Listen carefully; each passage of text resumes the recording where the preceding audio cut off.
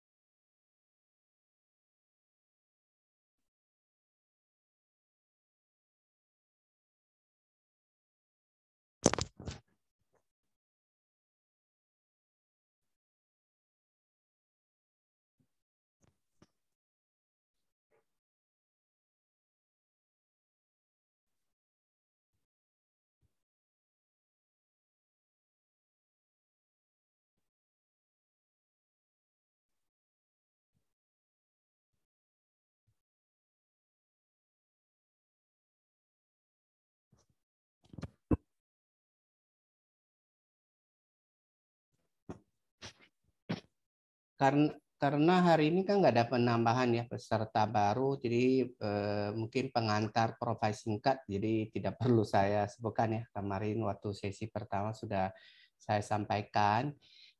Sambil tunggu teman-teman yang masuk, mungkin Pak Rolas bisa kita lanjutkan aja sesi bagian 4 kedua.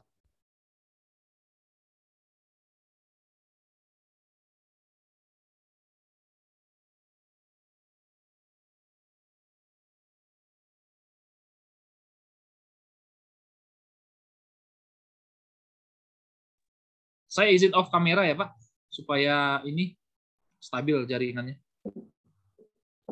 Silakan Pak.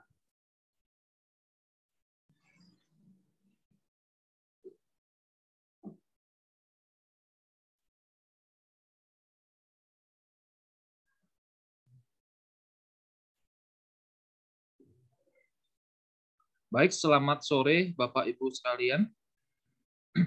Kita akan melanjutkan pembahasan kita tentang strategi penyelesaian perselisihan hubungan industrial.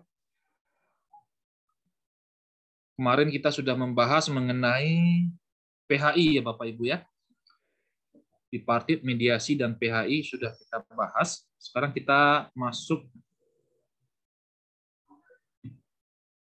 ke tahap berikutnya,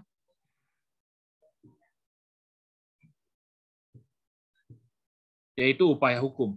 Jadi Bapak Ibu, apabila salah satu pihak itu, apakah yang menang atau yang kalah tidak puas atas putusan dari pengadilan hubungan industrial, maka pihak-pihak tersebut dapat mengajukan upaya hukum dalam bentuk kasasi kepada Mahkamah Agung. Jadi upaya hukum terhadap putusan PHI hanya bisa dilakukan dalam bentuk permohonan kasasi. Dulu sebelum adanya putusan MK atau sebelum adanya surat edaran Mahkamah Agung tentang PK, peninjauan kembali, itu kita sampai PK bisa Bapak Ibu. Sampai peninjauan kembali bisa upaya hukum. Tetapi karena ada surat edaran Mahkamah Agung bahwa PK tidak bisa dalam perkara hubungan industrial, maka hanya sampai upaya hukumnya itu hanya kasasi. Itu juga terbatas untuk perkara tertentu, Bapak Ibu ya. Hanya terbatas untuk perselisihan hak dan PHK. Untuk perselisihan tentang kepentingan dan serikat pekerja atau serikat buruh, itu tidak ada upaya hukum. Artinya putusan PHI sudah final. Akan tetapi kalau terjadi perselisihan hak dan PHK, jika tidak puas atas putusan tersebut, bisa mengajukan upaya hukum kepada Mahkamah Agung dalam bentuk permohonan kasasi. Untuk mengajukan permohonan kasasi itu ada batas waktunya, Bapak Ibu. Jangka waktu 14 hari kerja terhitung sejak putusan dibacakan. Jadi ketika putusan PHI itu dibacakan, maka jika melakukan upaya hukum dalam bentuk kasasi, itu terhitung sejak dibacakan putusan tersebut. Jangka waktunya adalah 14 hari kerja. Dan bagi salah satu pihak yang tidak hadir, apakah itu tergugat atau penggugat, maka 14 hari kerja terhitung sejak tanggal menerima pemberitahuan putusan PHI tersebut. Setelah diajukan permohonan kasasi, ya, sebenarnya hampir mirip ya Bapak Ibu ya, seperti mendaftarkan gugatan, hampir mirip, diajukan di PTSP, di pelayanan terpadu satu pintu di PHI, di mana putusannya itu dibacakan. Jadi hampir sama, cuma namanya saja yang diganti, pendaftarannya sama, nanti juga akan diberikan nomor register perkaranya, ya. Kemudian nanti juga ada bukti permohonannya, dan setelah lengkap nanti diwajibkan untuk menyampaikan memori kasasi. Memori kasasi itu sejenis surat menyurat juga, tapi itu berisi tentang bantahan-bantahan terkait dengan putusan PHI yang diajukan kasasi. Bantahan-bantahan itu kenapa harus mengajukan kasasi, kemudian apa alasan-alasannya, ya. Kemudian kenapa permohonan PHI itu harus dibatalkan oleh Mahkamah Agung. Nah, itu semua dimasukkan di dalam memori kasasi. Itu ada dalam waktu 14 hari kalender, ya, setelah pengajuan permohonan kasasi. Setelah diajukan permohonan kasasi, maka wajib 14 hari kalender itu untuk mengajukan memori kasasinya. Tapi ada kadangkala ketika mendaftarkan permohonan kasasinya, itu sekaligus juga ada pengajuan memori kasasi. Tetapi jika memang permohonan kasasinya dulu disampaikan, nanti belakangan bisa diajukan memori kasasinya, tetapi dibatasi waktu, yaitu 14 hari kalender. Nanti para pihak, khususnya yang kalah, yang termohon kasasinya juga akan diberi kesempatan untuk menyampaikan kontra memori kasasi. Kontra memori kasasi itu jangka waktunya adalah 14 hari kalender setelah diterimanya pemberitahuan kasasi beserta dilampiri oleh memori kasasi. Jadi dalam waktu 14 hari kalender itu, pihak yang menang atau pihak yang menjadi termohon kasasinya itu diberi kesempatan untuk menyampaikan kontra memori kasasi. Jangka waktu penyelesaian upaya hukum di Mahkamah Agung khususnya di PHI itu adalah selambat-lambatnya 30 hari kerja sejak tanggal penerimaan permohonan kasasi. Nanti bisa dilihat dalam pasal 155 pasal 115 Undang-Undang Nomor 2 tahun 2004. Jadi ini prosedurnya untuk mengajukan kasasi. Untuk format suratnya itu hampir sama ya Bapak Ibu ya. Hampir sama seperti membuat gugatan ya, tapi nanti poin-poinnya berbeda.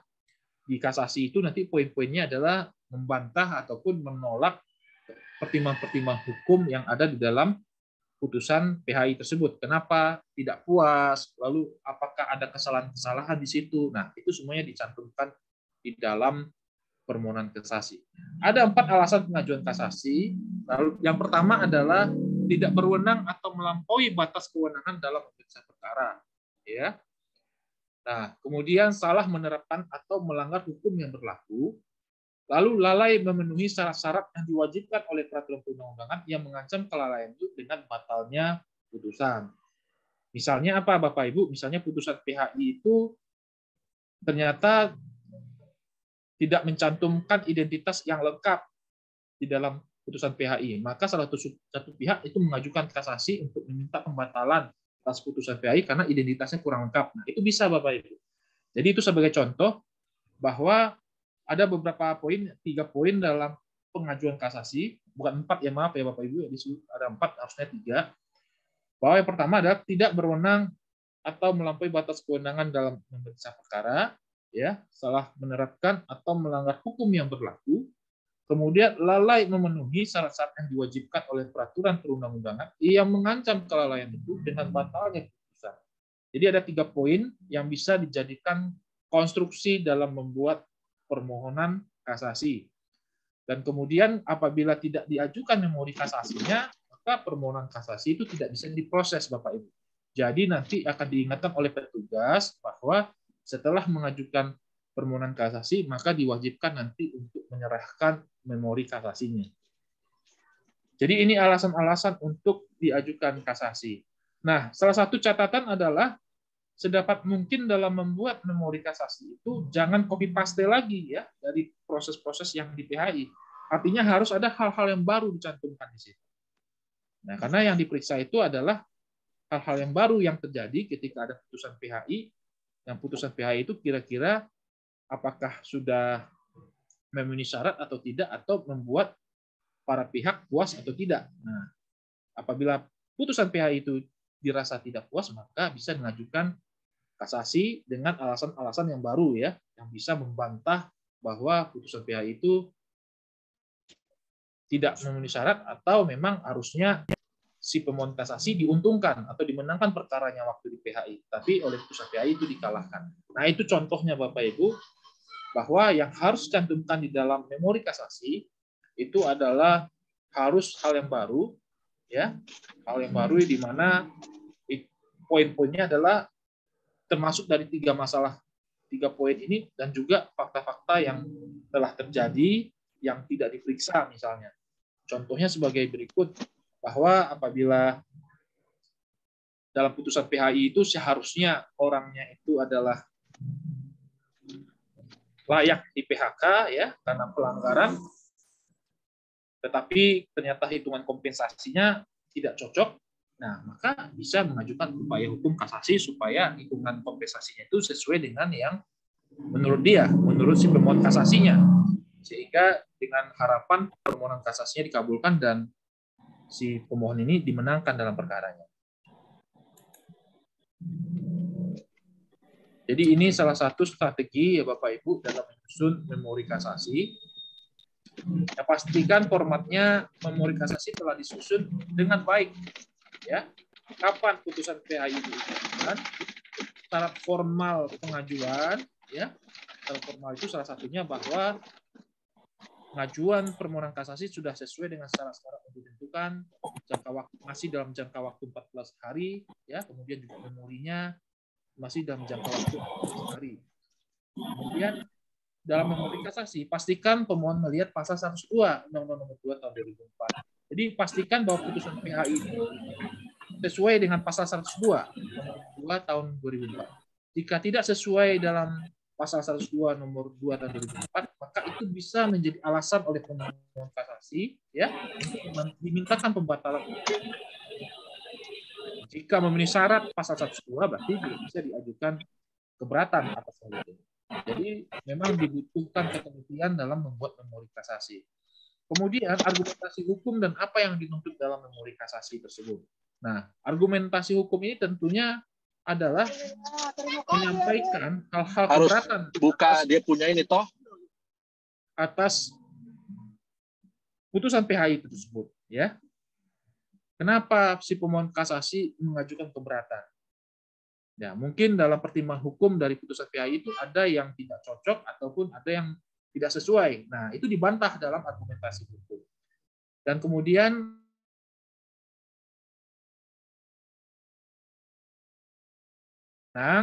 ya, atau pihak yang kalah pasti inginnya perkara PHI-nya itu dikabulkan, ya. Maka di dalam memori kasasi diminta bahwa untuk membatalkan putusan PHI tersebut kemudian mengadili sendiri, yaitu mengabulkan permohonan kasasi dan mengabulkan gugatan penggugat misalnya, seperti itu bunyinya. Jadi memang Bapak Ibu perhatikan dengan baik-baik bahwa format khusus mengenai memori kasasi ini sebenarnya hampir sama ya. Kalau misalnya dalam membuat gugatan dan jawaban, ya isinya adalah ada argumentasi hukum di situ, dan kemudian apa yang mau dituntut dicantumkan di dalam memori kasasi tersebut. Dan biasanya sesuai dengan hukum acaranya itu ya, kalau di Mahkamah Agung itu tidak perlu sidang. Banyak yang bertanya kepada saya, itu Pak kalau sudah dikasasi di Mahkamah Agung apakah perlu hadir lagi untuk sidang? Jadi tidak perlu hadir untuk sidang. Nah, untuk pengajuan permohonannya itu langsung ke PHI di mana putusan itu dibacakan. Jadi nanti ada beberapa persyaratan-persyaratan ya yang harus wajib dipenuhi. Salah satunya adalah surat kuasa jika diwakilkan, kemudian permohonan memori kasasinya jika memang sudah siap memori kasasinya nanti difotokopi mungkin 6 atau 7 ya. Nah, kemudian nanti kalau misalnya di atas 150 juta ya wajib untuk membayar panjar perkara untuk kasasi. Tapi kalau di bawah 150 juta itu tidak bayar ya, tidak negara yang menanggung biaya untuk prosesnya. Jadi tidak ada sidang kalau sudah pengajuan memori kasasi atau pengajuan kasasi ini. Kita hanya menyerahkan dokumen-dokumen, menyerahkan berkas-berkas yang diperlukan, kemudian nanti PHI akan memproses perkara tersebut, ya. Nanti PHI akan mengirim berkas-berkas sebelumnya ke Mahkamah Agung, nanti dibaca, diperiksa lagi oleh Hakim Agung. Jadi nanti Hakim Agungnya ada 3, 2 hakim ad hoc ya, dan 1 hakim karir yang ada di Mahkamah Agung. Nanti tinggal tunggu saja informasinya. Biasanya nanti Mahkamah Agung akan memberitahukan putusan dari Mahkamah Agung, putusan kasasi tersebut kepada para pihak, baik kepada pemohon maupun kepada termohon. Jadi tidak ada sidang ya, tidak ada sidang. Tidak sama seperti proses hukum acaranya di PHI. Kita hanya menyerahkan berkas-berkas dokumen yang diminta, kemudian nanti kita akan diberitahukan ya. Kalau sudah lengkap dokumen-dokumennya, nanti pihak Mahkamah Agung akan memeriksa perkara tersebut dan kemudian nanti akan diberitahukan kepada kita putusan atas permohonan kasasi tersebut. Lanjut, kita masuk ke dalam permohonan eksekusi, Bapak Ibu. Nah, untuk permohonan eksekusi itu dilakukan apabila putusannya sudah inkrah. Inkrah artinya sudah berkekuatan hukum tetap, ya. Nah, kalau misalnya putusannya sudah berkekuatan hukum tetap, tapi para pihak baik itu yang kalah itu tidak mau melaksanakan isi putusannya. Nah, karena tidak mau melaksanakan isi putusan, maka pihak yang menang bisa mengajukan permohonan untuk dilakukan eksekusi atas putusan tersebut. Ini contohnya ya Bapak Ibu ya. Ini juga berlaku bagi perusahaan atau pekerja. Jadi ditujukan ke Ketua Pengadilan Hubungan Industrial pada pengadilan di mana perkara PHI-nya diperiksa. Nah, kemudian identitas jangan lupa, kemudian alasannya ya disebutkan. Misalnya alasannya seperti ini, bahwa pada tanggal sekian Pengadilan Hubungan Industrial pada wilayah pada Pengadilan Negeri telah menjatuhkan putusan dalam perkara berapa, ya nomor registernya ada di situ, dengan amar sebagaimana disebutkan dalam putusan tersebut, yaitu mengabulkan gugatan penggugat. Nah, kemudian bahwa terhadap putusan tersebut, pemohon menerima yang diputuskan oleh Pengadilan Hubungan Industrial, namun hingga sekarang termohon belum melaksanakan isi putusan. Nah, bahwa karena hingga saat ini termohon belum melaksanakan putusan Pengadilan Hubungan Industrial, maka pemohon memohon agar barang milik termohon dapat dilakukan sita eksekusi guna memenuhi isi putusan tersebut berupa apa gitu. Nah, ini misalnya contohnya perkara PHK. Jika perusahaan belum membayarkan pesangon terhadap karyawannya, maka tentu akan ada sita eksekusi ya untuk melaksanakan isi putusan tersebut. Nah, disebutkan apa yang mau disita.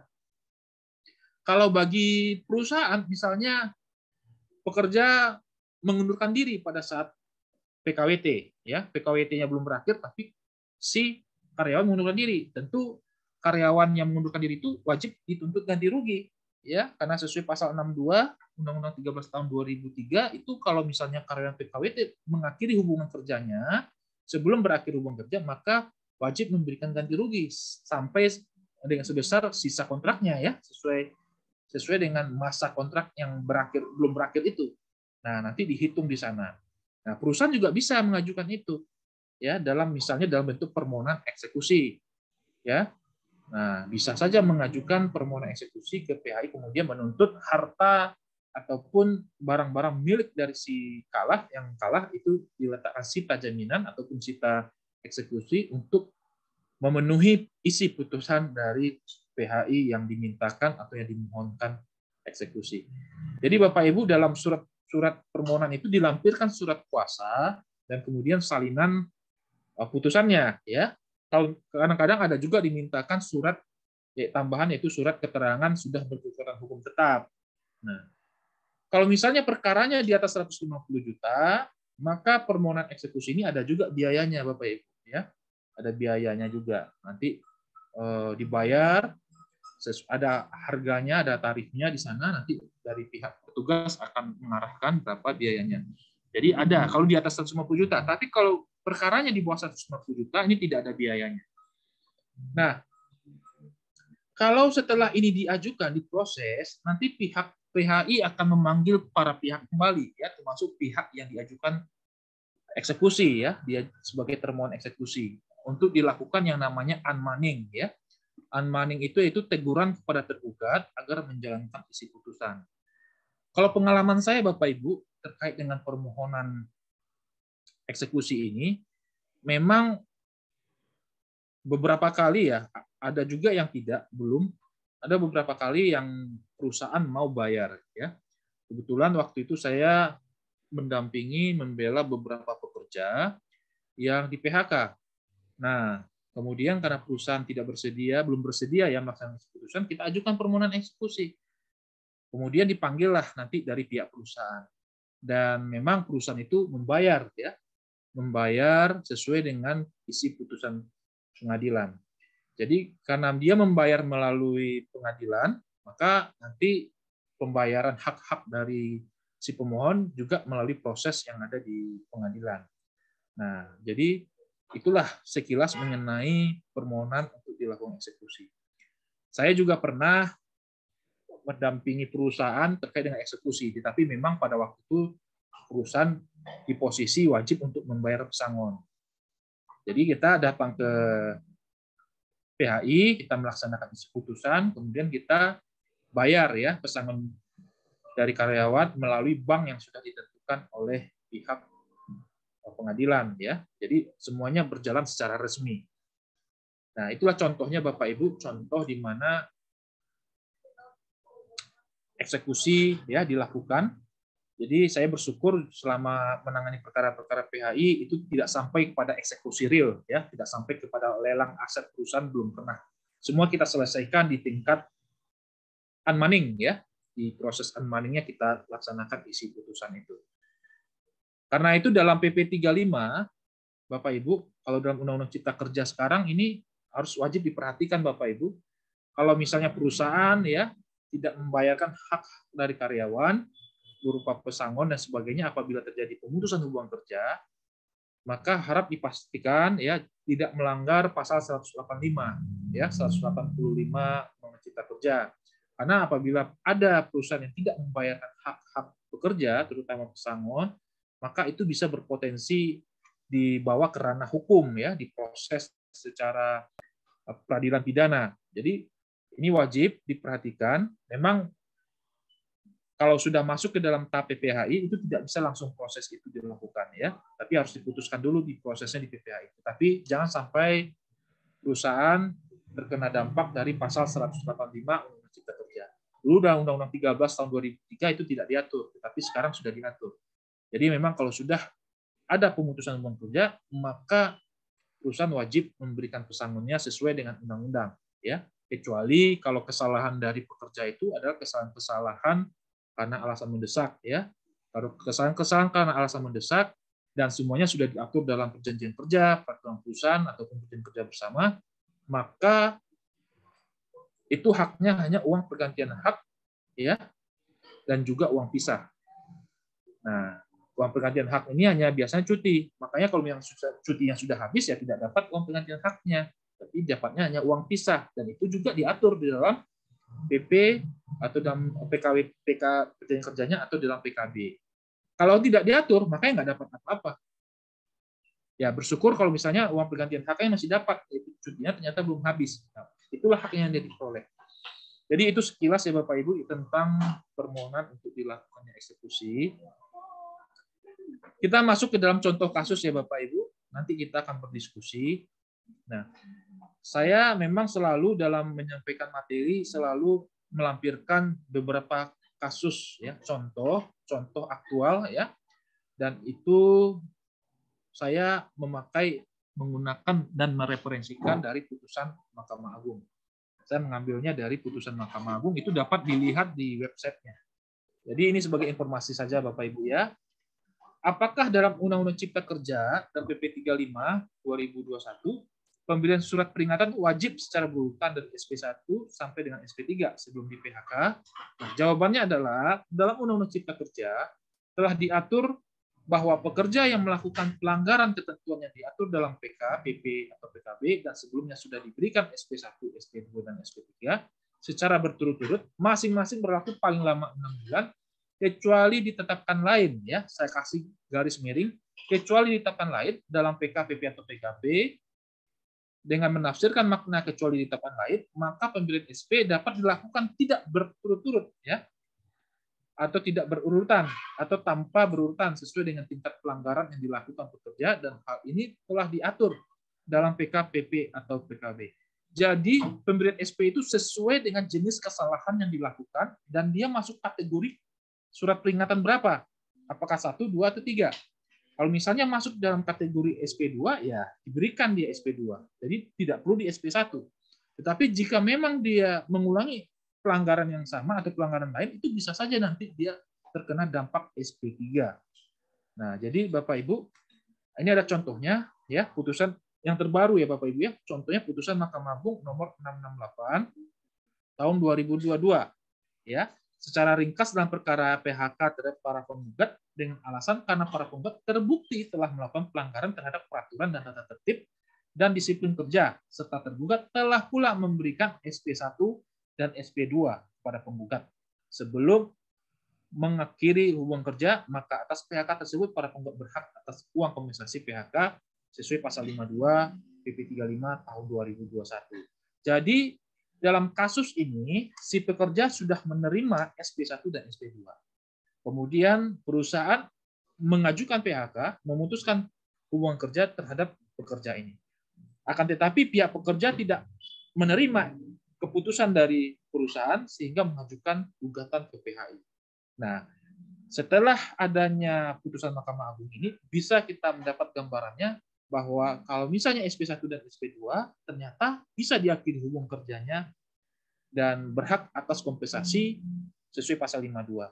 Jadi dulu dalam Undang-Undang 13 tahun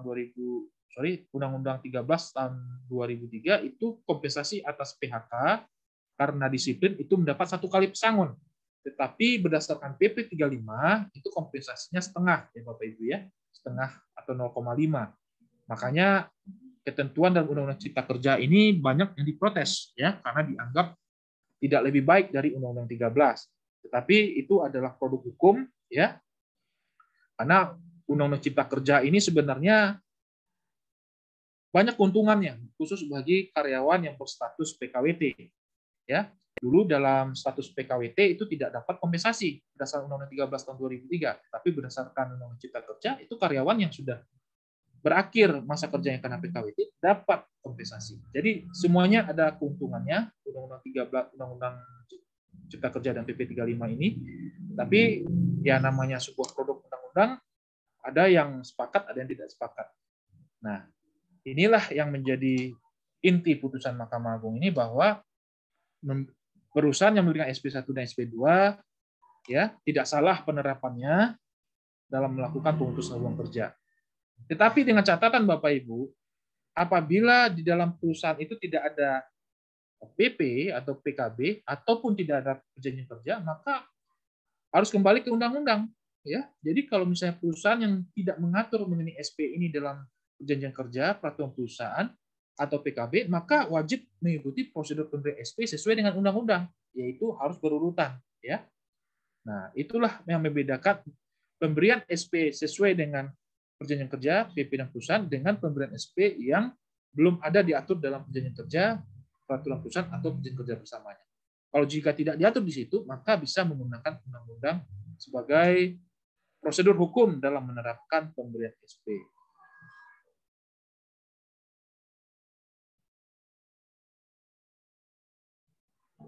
Lalu contoh kasus kedua ya Bapak Ibu. Bolehkah melakukan PHK dengan alasan tidak harmonis dan bagaimana dengan kompensasi atas PHK karena tidak harmonis? Kalau PHK tidak harmonis ini ya itu sebenarnya tidak berkaitan dengan pasal 36 Bapak Ibu. Tidak berkaitan dengan pasal 36 PP 35 tahun 2021. Artinya kasus PHK tidak harmonis ini ada di luar dari pasal 36 ya, PP 35 tahun 2021. Karena memang dalam pasal 36 PP 35 tahun 2021 sudah diatur jenis-jenis PHK ya. Tetapi ada kadang-kala ada perkara yang berkaitan dengan ketidakharmonisan. Nah, itu bagaimana menjawab ataupun solusi atas perkara seperti itu. Maka kita bisa merujuk ke putusan Mahkamah Agung nomor 1008 ini Bapak Ibu tahun 2002 ya. Secara ringkasnya begini ya, bahwa hubungan penggugat dan tergugat tidak harmonis lagi, maka demi keadilan dan kemanfaatan, putus hubungan kerja sejak putusan dibacakan dan tergugat berkewajiban membayar hak penggugat sesuai pasal 43 ayat 2 PP nomor 35 tahun 2021. Jadi si pekerjanya berhak mendapat pesangon sebesar 1 kali ya Bapak Ibu ya, berdasarkan pasal 43 ayat 2. Kalau dulu sebelum ada Undang-Undang Cipta Kerja itu alasan tidak harmonis itu sesuai dengan praktek hukumnya kompensasinya 2 kali Bapak Ibu. Jadi lebih besar ya. Tetapi dengan terbitnya Undang-Undang Cipta Kerja dan PP 35 itu dia merujuk ke pasal 43 untuk perhitungan kompensasinya. Dia hanya mendapat 1 kali saja. Jadi Bapak Ibu, alasan PHK tidak harmonis ini terjadi di luar dari pasal 36 PP 35 tahun 2021. Ya banyak ya yang menyebabkan tidak harmonis itu banyak ya.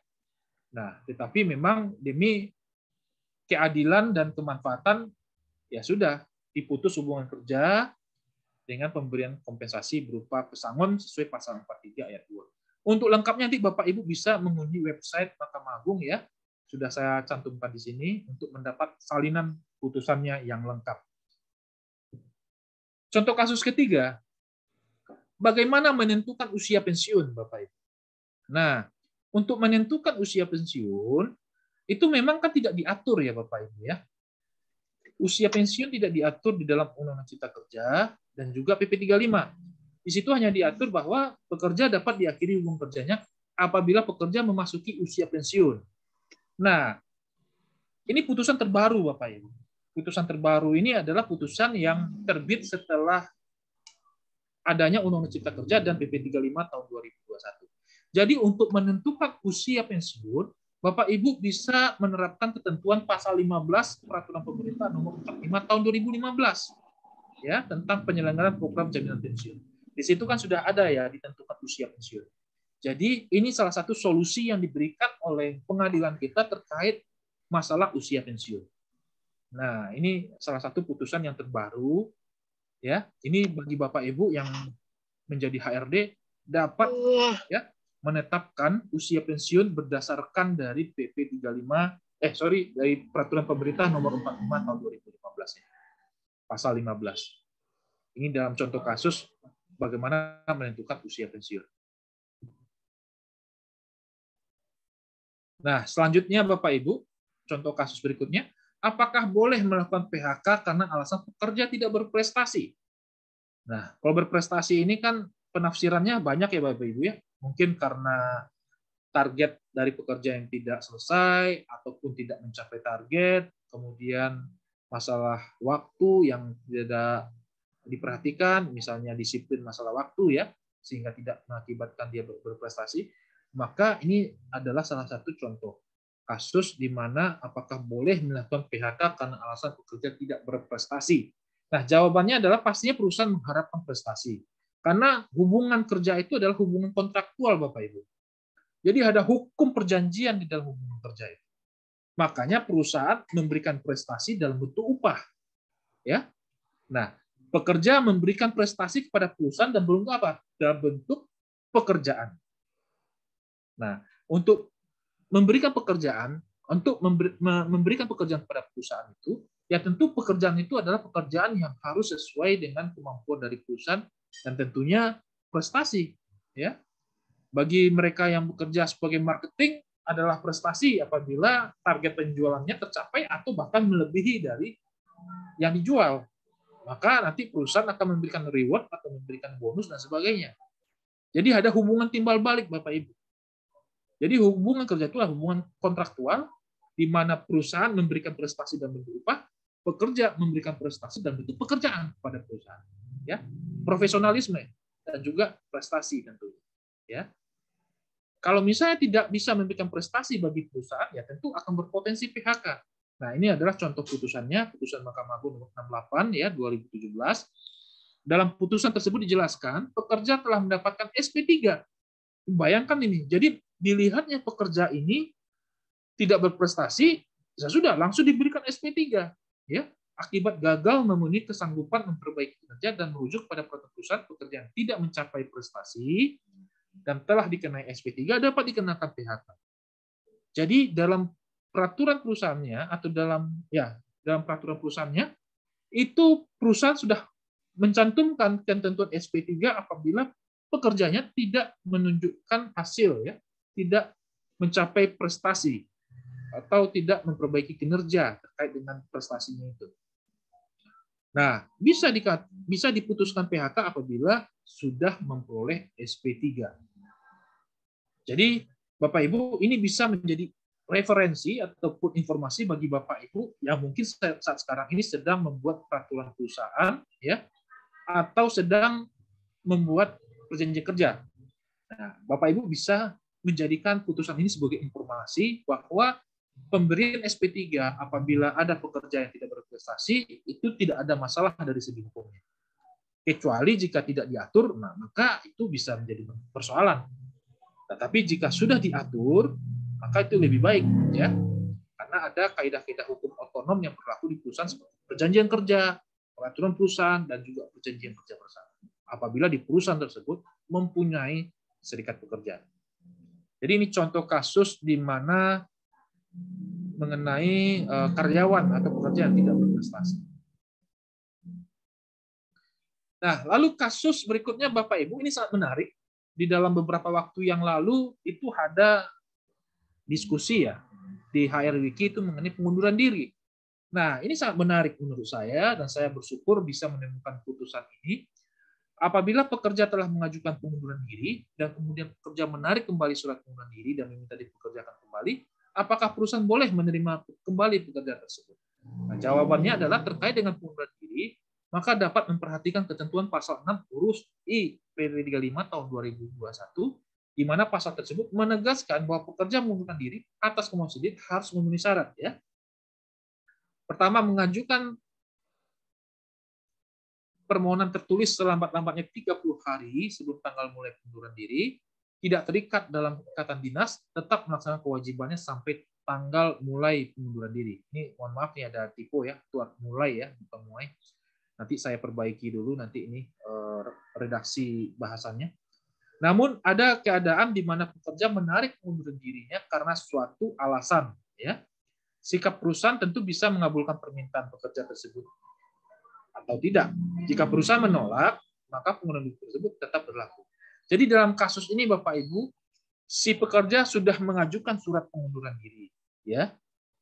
Nah, akan tetapi tiba-tiba setelah mengajukan pengunduran diri, pekerja tersebut mau menarik lagi pengunduran dirinya.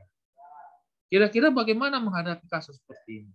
Ya, kalau misalnya perusahaan masih butuh, tetap saja, ya, pengunduran diri itu bisa saja ditarik kembali dan pekerja itu tetap bekerja. Tetapi jika perusahaan yang sudah terlanjur menerima pengunduran diri dan juga sudah mencari penggantinya, bisa menolak permintaan untuk dipekerjakan kembali. Nah, ini ada contoh putusannya, ya. Di putusan nomor 1241 tahun 2022 ini. Dalam putusan tersebut, pekerja telah mengajukan surat permohonan pengunduran diri dan perusahaan ternyata sudah menerbitkan surat berhenti bekerja terhadap karyawan tersebut. Maka tuntutan agar mempekerjakan kembali tidak lagi beralasan. Artinya apa Bapak Ibu? Artinya perusahaan tidak bisa mempekerjakan kembali pekerja yang sudah mengajukan pengunduran diri. Itu tergantung nanti pada pembicaraan. Bisa saja perusahaan menerima. Tapi mungkin kalau perusahaan sudah menerima surat pengunduran diri dan kebetulan sudah mencari penggantinya, ya mungkin akan ditolak pastinya untuk dipekerjakan kembali. Jadi ini contoh kasus pengunduran diri karyawan kemudian ditarik kembali. Bapak Ibu bisa menjadikan ini sebagai informasi, sebagai referensi apabila Bapak Ibu membuat kebijakan-kebijakan di bidang hubungan industrial terkait dengan pembuatan PP atau perjanjian kerja atau dalam perundingan perjanjian kerja bersama.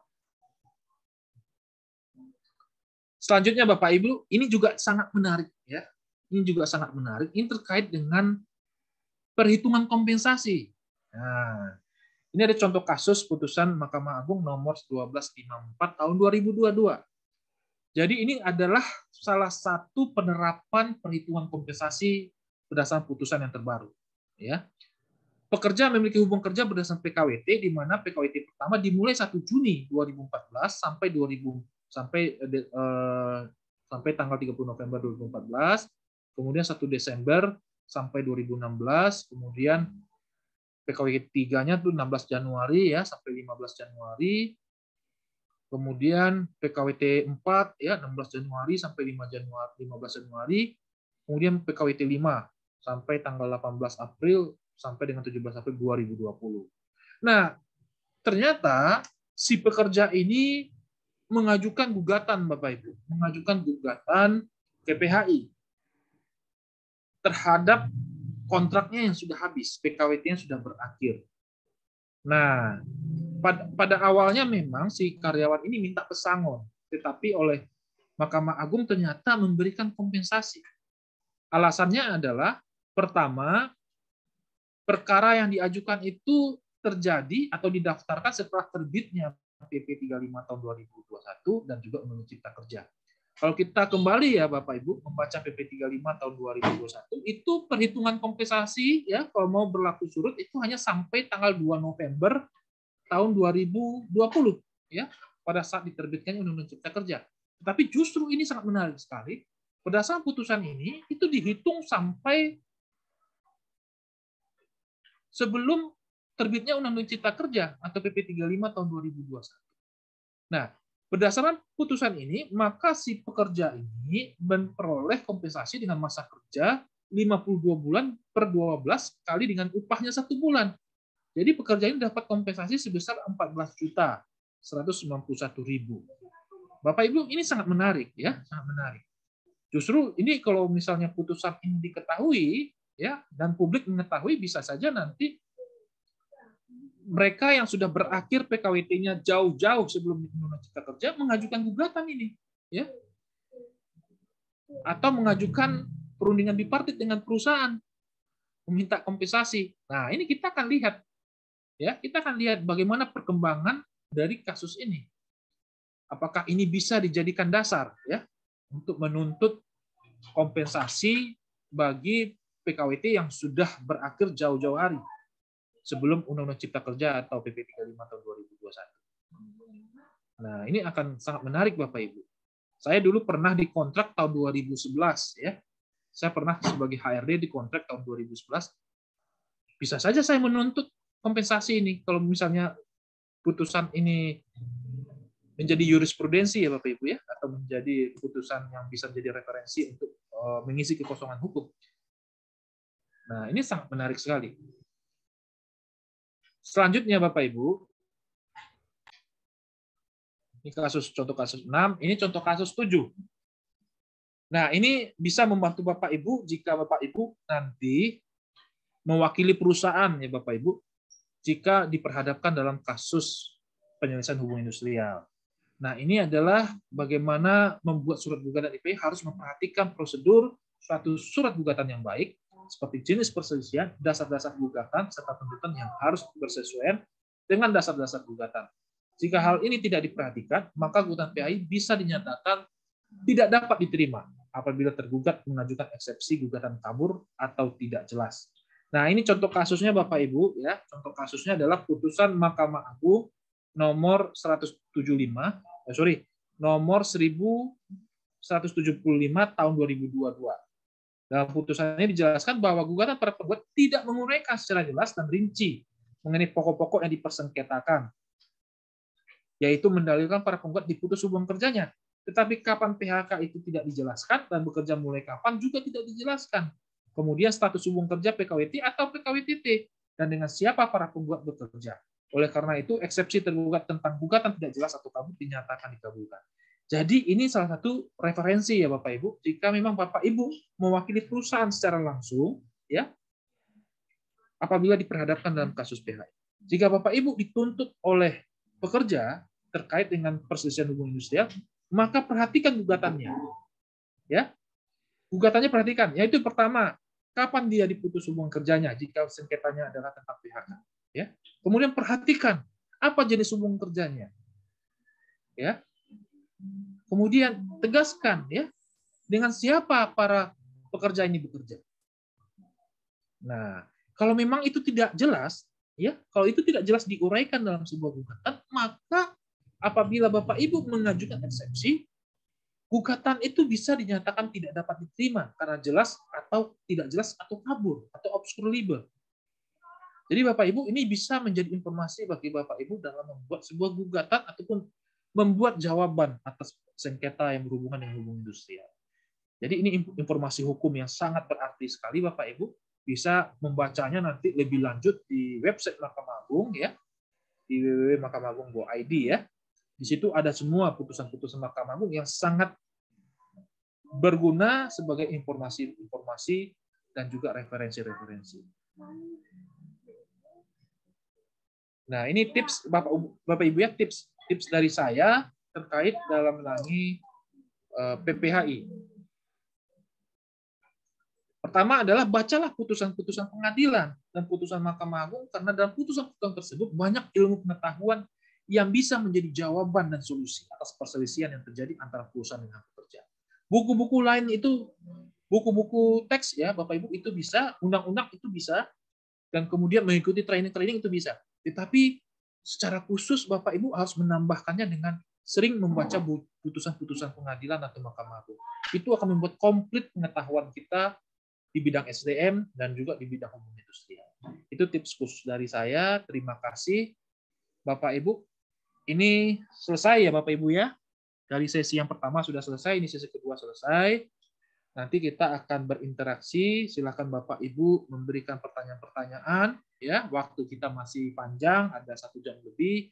Silakan Bapak Ibu membuat pertanyaan-pertanyaan. Saya mohon maaf jika ada di kata-kata yang salah atau tadi ada kalimat yang tipu, nanti saya perbaiki. Terima kasih. Saya serahkan kepada Pak Miki untuk melanjutkannya. Silakan Pak Miki.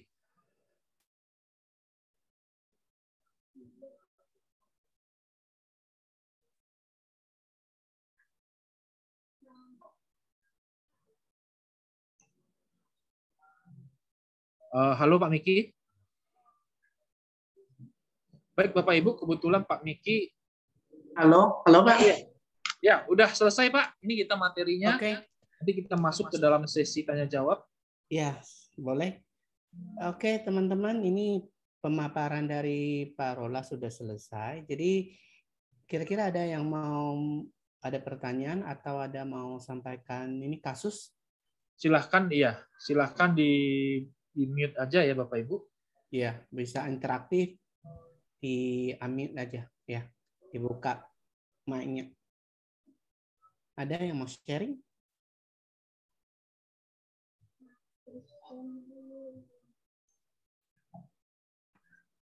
Silakan. Ya, selamat sore Pak Iki dan Pak Rolas. Ya, selamat sore Bu. Ya, gini Pak, saya mau sharing aja sama mungkin minta pendapat ya. Jadi kemarin ini kita baru mengeluarkan SP1 ke karyawan. Yang intinya oleh Dirut dianggap karyawan ini indisipliner. Jadi sebenarnya karyawan ini udah jauh-jauh mau cuti, cuman karena di hari H pada saat dia cuti itu ada pekerjaan di kantor yang artinya agak lumayan kredit nih gitu loh. Nah itu Dirut akhirnya tidak setuju. Nah kalau saya mengacu kepada absen yang bersangkutan itu tidak ada masalah Pak. Nasabah ini karyawan ini tidak ada masalah dalam absensi. Artinya setiap harinya dia tidak pernah terlambat, bahkan sangat jarang untuk mengajukan cuti. Nah karena sebuah momen yang mengharuskan bahwa dia sebenarnya harus hadir di hari itu. Karena dia perjalanan jauh, terjebak macet di Banyuwangi, akhirnya tidak bisa kembali tepat di hari H. Gitu. Jadi kebetulan yang bersangkutan di bagian CS. Nah, cuman karena permintaan Dirut kami harus mengeluarkan SP1, akhirnya kami keluarkan. Ketika diberikan SP1 itu kepada karyawan yang bersangkutan, itu tidak terima gitu. Pak Rolas. Nah, akhirnya dia ada rencana bahwa Senin besok ini dia akan mengajukan resign. Nah, yang saya khawatirkan juga artinya mungkin pasti ada tidak terimanya dari sisi karyawan dan juga mungkin dari pihak suami kan gitu makanya atau dari pihak keluarganya yang kita antisipasi aja ketika terjadi tuntutan gitu loh. Artinya karena dia tidak terima nih dia dikasih SP gitu loh. Bahkan untuk surat SP pun dia tidak mau terima. Nah, cuman memang kami kami kesulitan karena kami memang BPR, artinya sepertinya di root ataupun sekaligus owner itu punya hak yang kuat terhadap karyawan, terhadap aturan-aturan. Kalau emang dia udah nggak suka, ya memang kami akui faktor like dan dislike-nya itu lumayan gede gitu loh, makanya di BPR kami. Makanya saya pun selaku SDM artinya bingung juga sebenarnya, secara aturan apapun si karyawan ini tidak bersalah gitu loh. Bahkan mengacu pada PP pun dia tidak melanggar gitu loh, makanya. Nah, ini yang dilema sekali yang akan saya hadapi nantinya ini gitu loh selaku di SDM gitu loh Pak Rolas. Ya kira-kira apa yang mesti artinya kami lakukan selaku di SDM jika dia memang terjadi tuntutan. Baik. Ya, terima kasih. Ya, Ibu ya. Ya. Selama sudah terbit SP tersebut, maka itu dianggap sah ya Bapak Ibu ya. Selama itu diterbitkan dan tidak dicabut oleh perusahaan, maka itu dipandang sah. Cara mengujinya itu ya di perselisihan. Kalau memang mau menguji SP itu tidak sah. Tapi selama diterbitkan SP tersebut, maka itu sah. Jadi kalau sudah terbit SP1, maka ya itu sah, nggak ada masalah di situ. Kalau misalnya dari pekerja mempermasalahkan, ya ada mekanismenya. Mekanismenya itu apa? Mekanismenya adalah silakan mengajukan perundingan bipartit. Nanti dijelaskan oleh perusahaan kenapa diberikan SP. Karena kan perusahaan punya alasan yang kuat di situ terkait dengan pemberian SP. Salah satunya adalah masalah hal yang urgent ya, Ibu ya, hal yang penting ya. Berkaitan dengan operasional ataupun kebutuhan perusahaan. Nah, itu ya jawaban yang pertama. Lalu yang kedua, Bapak Ibu, kalau misalnya dia menuntutnya apa? Apakah menuntut untuk dicabut SP itu? Saya pernah ini saya sharing ya Ibu ya, saya pernah menangani kasus di mana perusahaan memberikan SP kepada pekerja. Itu memang pekerja ini mengajukan sampai PHI. Sampai PHI diajukan. Waktu di bipartit gagal. Di mediasi justru kita dari perusahaan dianjurkan untuk mencabut SP itu. Tetapi di PHI justru SP kita dianggap sah. Tetap berlaku SP itu. Nah, kemudian pekerja ini, ya tahulah ya cara pekerja ini membuat supaya jangan rugi keluar dari perusahaan, dia buat tindakan indisipliner. Salah satunya masalah disiplin dari segi waktu. Dia sering telat masuk kantor, bahkan tidak pernah masuk kantor. Tapi dia tahu tentang aturan. Jadi dia kalau tidak masuk kantor, dia tidak 5 hari, 2 hari. Minggu depan diulangi lagi absennya, 2 hari nggak masuk kantor. Ya tentu kan kalau sudah seperti itu kan kena SP. Kita kasih SP1, SP2, SP3. Nah, ketika sudah melanggar lagi, kita panggil anaknya. Udah, kamu di PHK nih. Ini udah melanggar sampai SP1 sampai SP3. Si karyawan ini ya tentu senang dia, Ibu. Senang dia. Dia kembalikan barang-barang perusahaan pada waktu itu juga. Ya itulah konsekuensi kalau sudah di PHK karena indisipliner. Nah, kalau pekerja ini dia sudah mendapat SP1, kalau dia menolak SP itu ya tentu dia ikuti prosedurnya, mekanismenya diikuti. Jadi kalau tuntutannya itu tuntutan seperti apa? Ya paling tuntutannya tidak tuntutan pesangon itu. Tuntutannya adalah apa? Dicabut SP. Apalagi ceritanya mau resign ya, Ibu ya. Iya, rencana mau resign, Pak. Dan dia merasa ada ketidakadilan gitu loh, Pak, jadinya. Itu yang kita jadinya sulit kalau bahas mengenai ketidakadilan gitu. Karena dia merasa dia tidak salah gitu. Karena dia merasa cuti itu adalah haknya dia. Kenapa kok saya cuti nggak boleh? Nah, kembali ke sana jadinya, Pak. Iya, jadi memang kalau cuti itu memang sudah ditentukan ya. Kalau masa kerjanya 1 tahun itu berhak atas cuti. Yeah. Tapi memang kalau misalnya bicara soal loyalitas, ya mohon maaf, ditunda dulu cutinya gitu loh. Kan ini sangat butuh ya perusahaan ya. Iya. Yeah. Ini ya jujur saya punya saya punya adik itu kerja di perbankan juga itu. Itu dari Sabtu Minggu itu dia masih kerja. Bayangin, Bu. Iya, iya. Tanggung jawab. Adik saya kerja di perbankan juga. Saya katakan ini bagaimana? Ada lembur nggak? Nggak ada lemburnya. Nah, tapi karena loyalitas, karena pengabdian ya dia kerja tetap sampai malam gitu loh. Artinya memang ya kalau sangat dibutuhkan oleh perusahaan seharusnya ya jangan cuti lah ya. Kecuali kalau sangat mendesak atau mungkin karena ada urusan-urusan penting ya mungkin nanti bisa dibicarakan dengan perusahaan. Ya. Jadi SP itu pastinya tetap sah ya Ibu ya. Tetap sah ya Pak ya. Kalau bicara tidak adil atau tidak adil itu ada mekanismenya, ada prosedurnya. Oke, berarti Pak Rolas bisa saya simpulkan bahwa jika artinya karyawan ini tetap artinya menuntut kami, berarti dengan alasan loyalitas, kemudian memang karena kebutuhan urgently di perusahaan, artinya makanya kita tidak bisa berikan hak cuti itu bisa menjadi alasan kami ya Pak ya. Artinya Ya, karena ada hal yang urgent. Kan? Ya, betul. Kita jadi itu alasannya. Jadi bukan masalah ketidakadilan. Ya. Ini masalah hal yang penting sekali. Nah, kalau dia resign, ya tentu pastikan resign-nya. Dia mengajukan surat tertulis tidak? Kalau dia tidak mengajukan tertulis dan tidak mengajukan dalam jangka waktu 30 hari sebelum hari pengunduran dirinya, ya nanti dia nggak dapat apa-apa, gitu. Oh iya.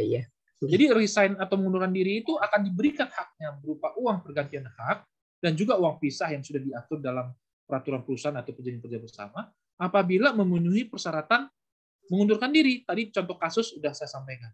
Mengajukan suratnya 30 hari sebelumnya, ya. Kemudian tidak terikat ikatan dinas. Kalau terikat ikatan dinas, dia nggak bisa resign.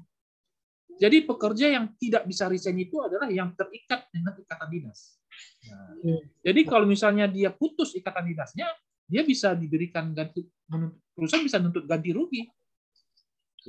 Betul. Apalagi misalnya ikatan dinasnya itu dia sudah ikuti training yang mahal, ya, ikuti pelatihan yang mahal, itu bisa dituntut ganti rugi terhadap karyawannya. Jadi pengunduran diri bagi yang sudah terikat ikatan dinas itu tidak boleh. Nah, jadi jika terikat ikatan dinas dia tidak boleh mengundurkan diri. Itu salah satu syarat untuk pengunduran diri ya Ibu ya. Ya, Pak. Oke. Berarti Pak Rolas, kita maaf lanjut lagi ya Pak, ada pertanyaan saya. Di PP kami itu tidak diatur mengenai uang pisah ataupun uang pesangon ketika karyawan mengundurkan diri. Apakah ketika itu tidak diatur, kemudian karyawan itu menuntut, bisakah kami mengacu kepada Undang-Undang Cipta Kerja itu Pak? Ya, kalau misalnya tidak diatur, kan itu kan syarat tambahan ya Ibu ya.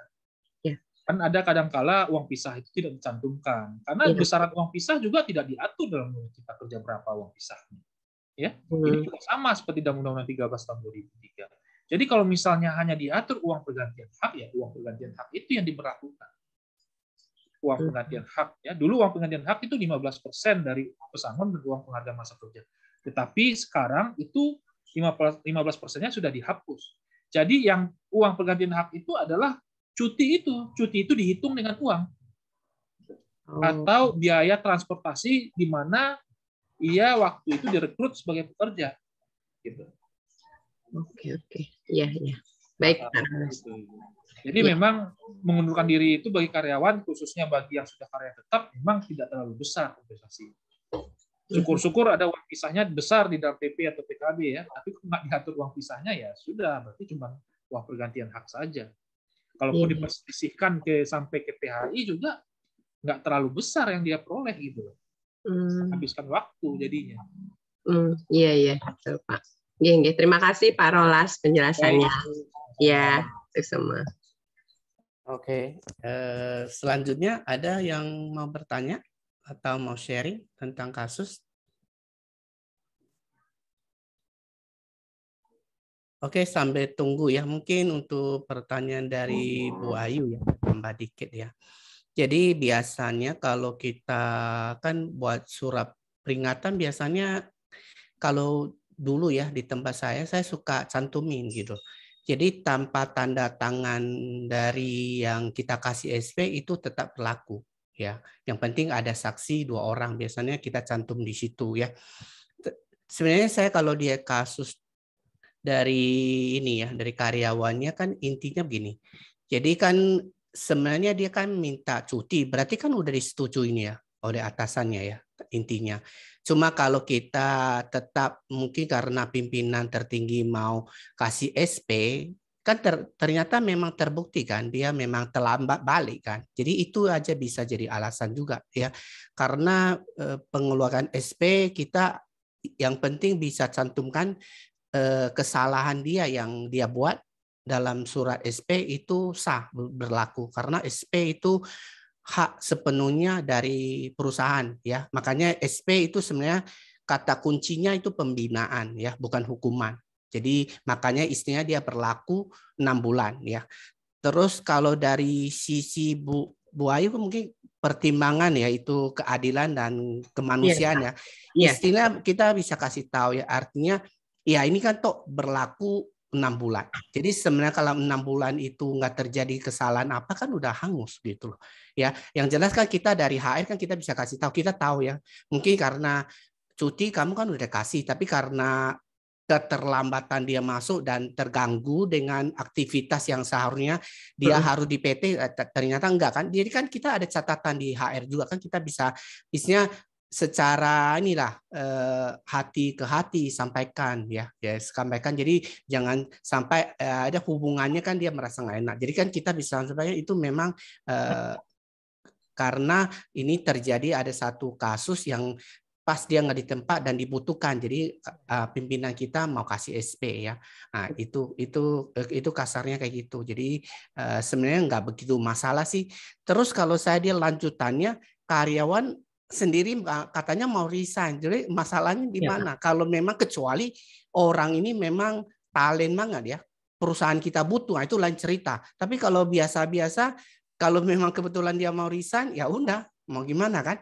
Yang jelas dia buat surat resign, ya udah kita selesaikan ya. Ya bagusnya memang seperti kata Pak Rolas 30 hari. Tapi kalau memang ya itulah timbal balik, misalnya kalau dia udah nggak enak, jadi PT juga dilanjutkan juga nggak harmoni lagi kan? Harmonis. Jadi ya udah, misalnya dia ajukan nggak sampai 1 bulan, yang penting surat desain masuk, udah kita proses. Jadi saya rasa kalau memang dia ada surat desain masuk, udah selesai masalahnya gitu. Intinya gitu ya. Baik. Makasih Pak Miki. Ya. Terus terkait dengan uang ini ya, uang pisah, ya. Uang pisah itu sebenarnya itu 100% juga punya hak PT ya. Cuma di undang-undang dikatakan kita harus ngatur ya. Kalau memang di PP nggak ada, kita bisa ngatur di SK atau satu kebijakan ya, keputusan itu bisa. Yang penting ada pengaturan. Makanya kemarin juga di HRWiki kan pernah saya share, ada satu manufacturing ya, karyawannya 5.000, 3.000 lebih lah. Ya, terakhir saya yang sebelumnya dia pernah sampai 10.000 karyawannya. Itu uang pisahnya cuma dicantumin 50.000. Itu jadi bahan bicara gitu loh di kota itu. Jadi tetap berlaku gitu. 50 waktu itu UMK-nya masih 200-an gitu. Tapi dia cuma cantumkan uang pisah cuma 50.000 gitu. Berlaku itu. Kayak gitu ya Bu ya. Terima kasih Pak Miki. Yang lain? Ada mau sharing atau ada pertanyaan mungkin? Kemarin ada pertanyaan belum terpikir, sekarang mau dipertanyakan dari materi kemarin sama hari ini. Nggak kedengaran suaranya Pak Miki? Oh, nggak kedengaran. Ya, ini udah kedengaran. Ya, jadi ada teman-teman mungkin materi kemarin ada pertanyaan belum sempat ditanyakan, atau mungkin hari ini ada mau ditanyakan atau di sharing. Silakan Pak, Bu.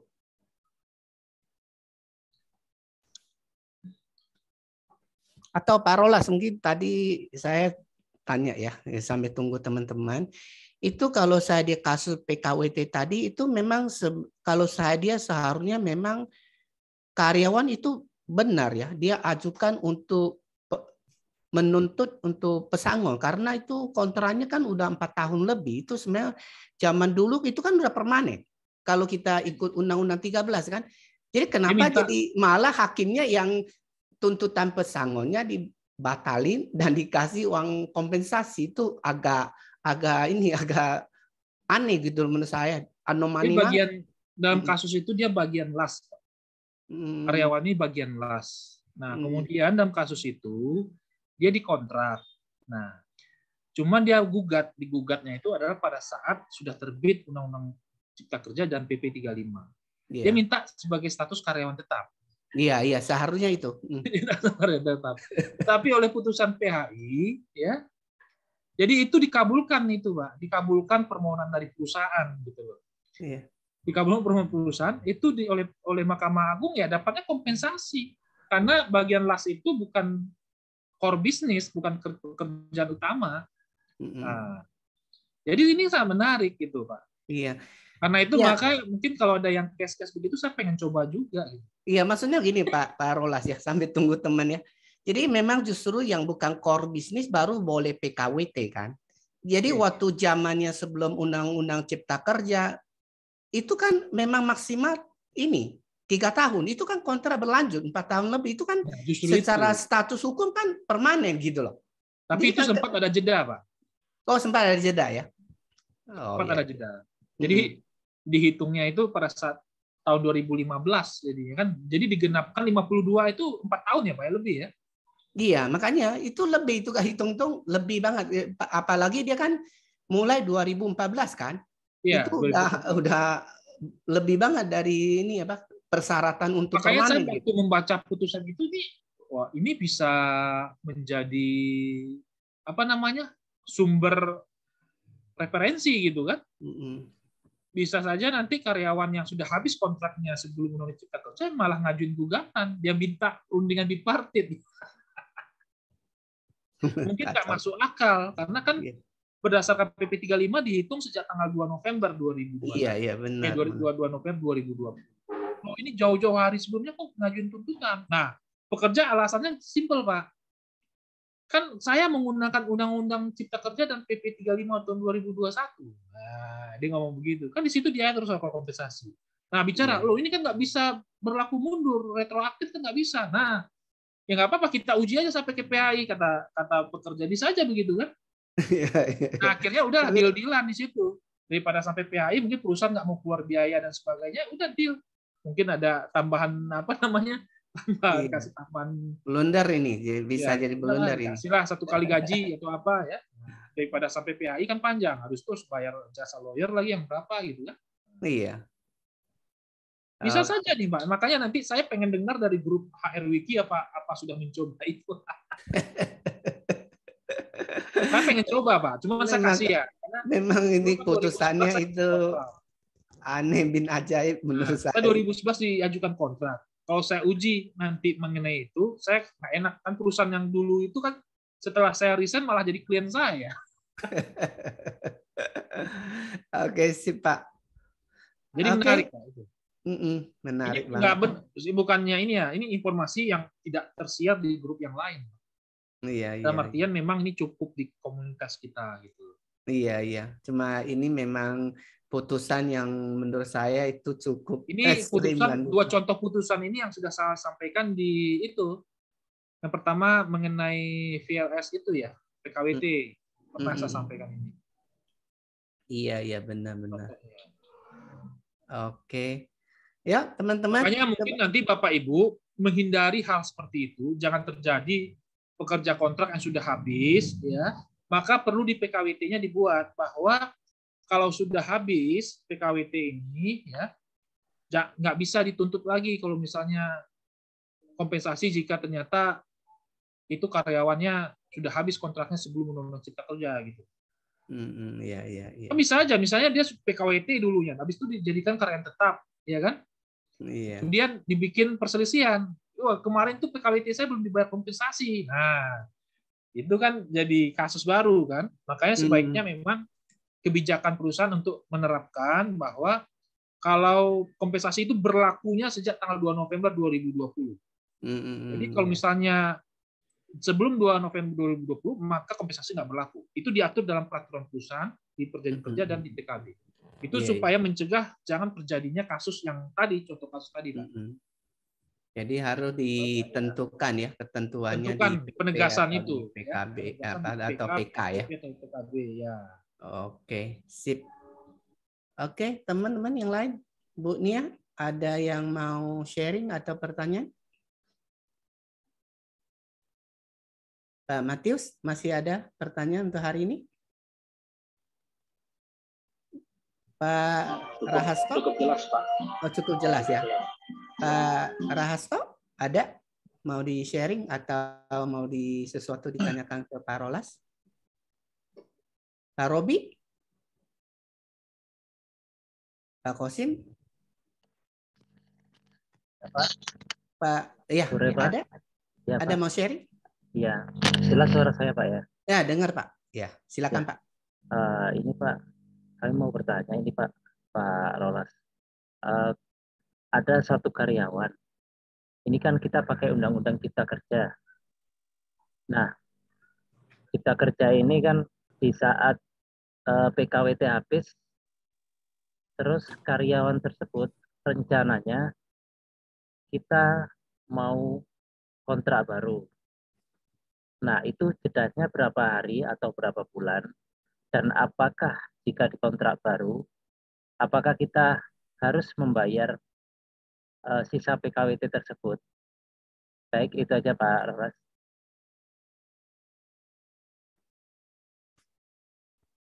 Suara Pak, Mike, Pak Rolas suara. Pak, ya. Oke, Pak Kosim, terima kasih pertanyaannya. Apakah karyawan tersebut sebelumnya ini sudah berapa lama Pak kontraknya kemarin itu Pak?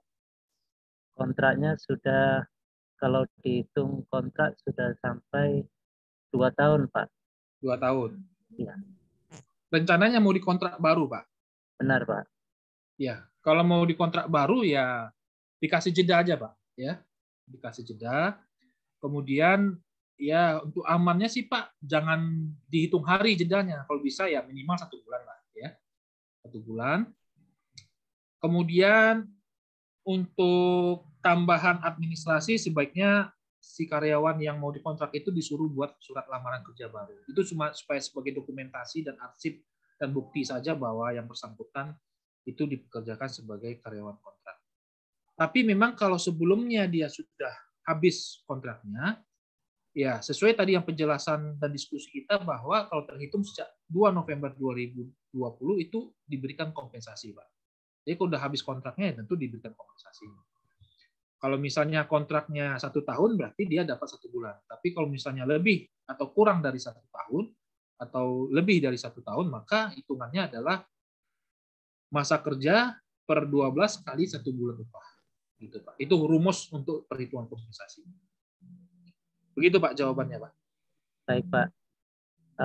Lalu seumpama ini karyawan ini rencananya tujuannya arahnya dimutasi Pak sebenarnya. Cuman dibuat strategi oleh perusahaan adalah karyawan baru.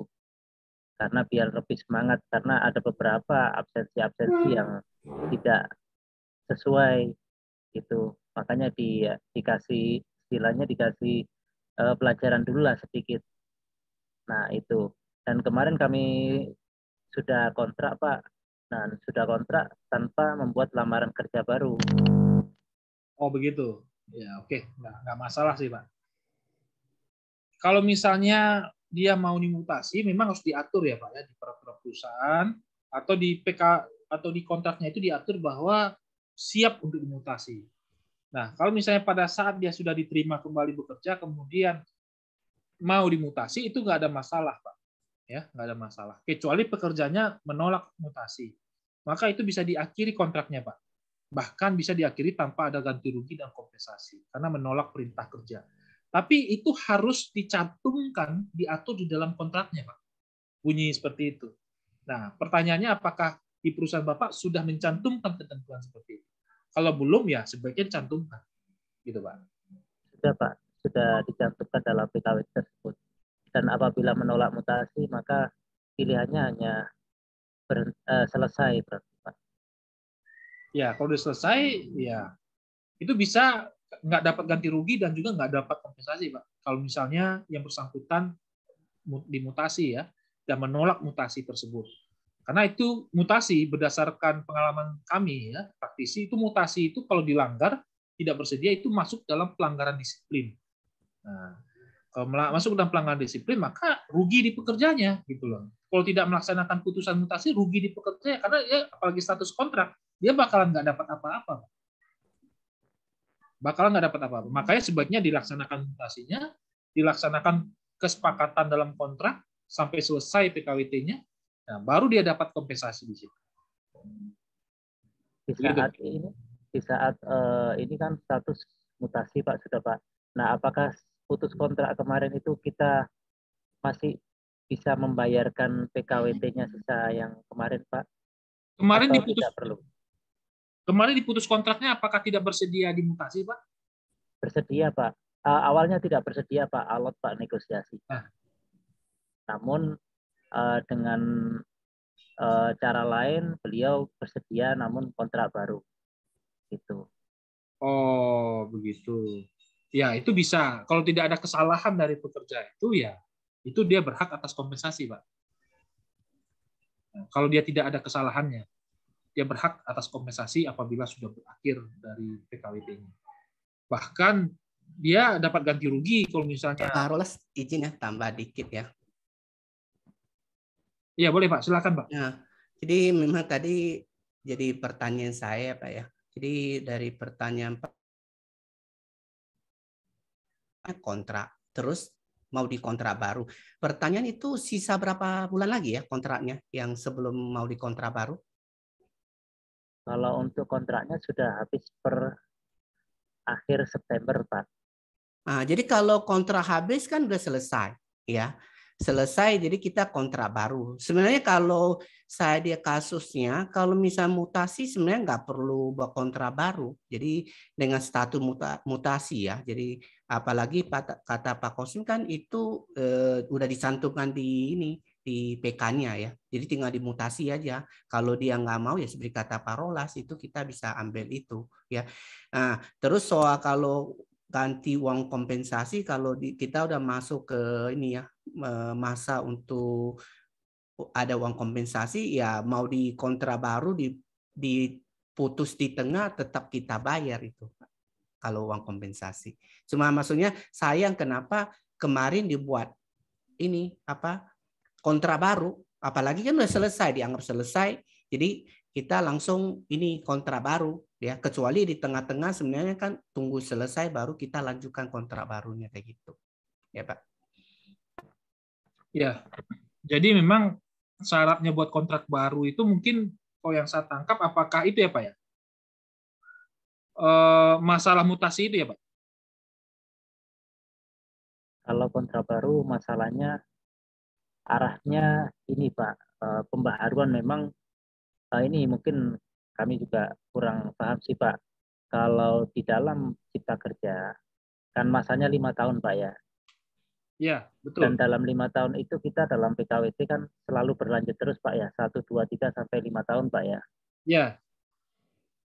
Nah, apakah setiap PKWT dan PKWT yang kita lanjut, apakah setiap masa PKWT-nya, apakah selalu harus kita bayarkan ini masa ininya kompensasinya? Kompensasi. Ya, begitu. Oh ya, kalau pasal 16 sampai pasal 17 PP 35 2021 jelas Pak. Kalau berakhir PKWT itu atau diakhiri PKWT-nya lebih cepat itu berhak atas kompensasi. Tapi ada tapinya, Pak. Ada tapinya.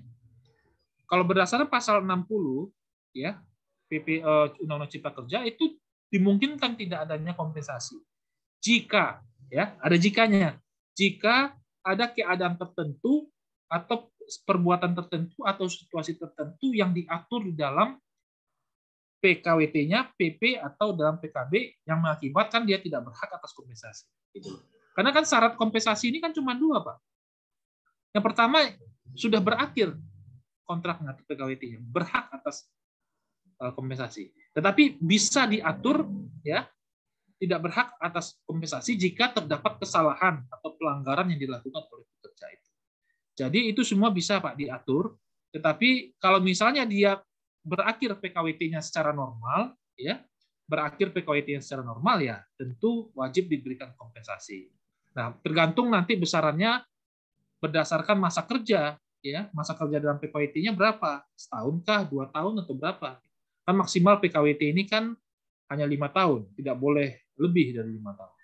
Kalau lebih dari 5 tahun berarti pelanggaran PKWT itu bisa nanti diubah menjadi statusnya sebagai karyawan tetap. Begitu Pak. Baik Pak, ada memang boleh karyawan ini minta kompensasi juga Pak?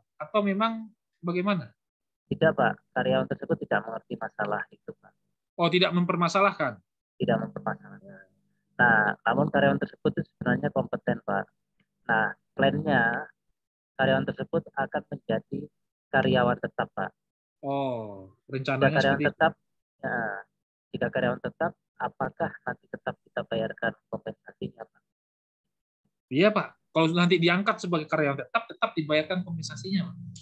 Karena kan sebelumnya kan dia PKWT. Nah, itu perusahaan bergerak di bidang apa, Pak? Paket listrik tenaga uap. Apa, Pak? PLTUG, Pak. Sejenis apa itu, Pak? Paket listrik tenaga uap dan gas. Oh, berarti butuh ini ya, Pak ya, kompeten ya, Pak ya?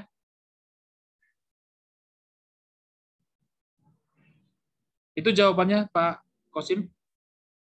Ada lagi, Pak, yang mau ditanyakan, Pak? Masih ada waktu, Pak. Ya, teman-teman silakan ada pertanyaan. Pak Yendra, mungkin mau sharing atau ada pertanyaan?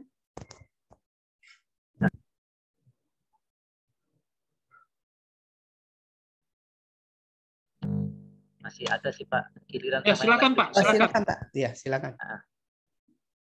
Bentar, Pak. Kami buka lagi, Pak. Ada 3 kasus, Pak. Bentar, Pak ya.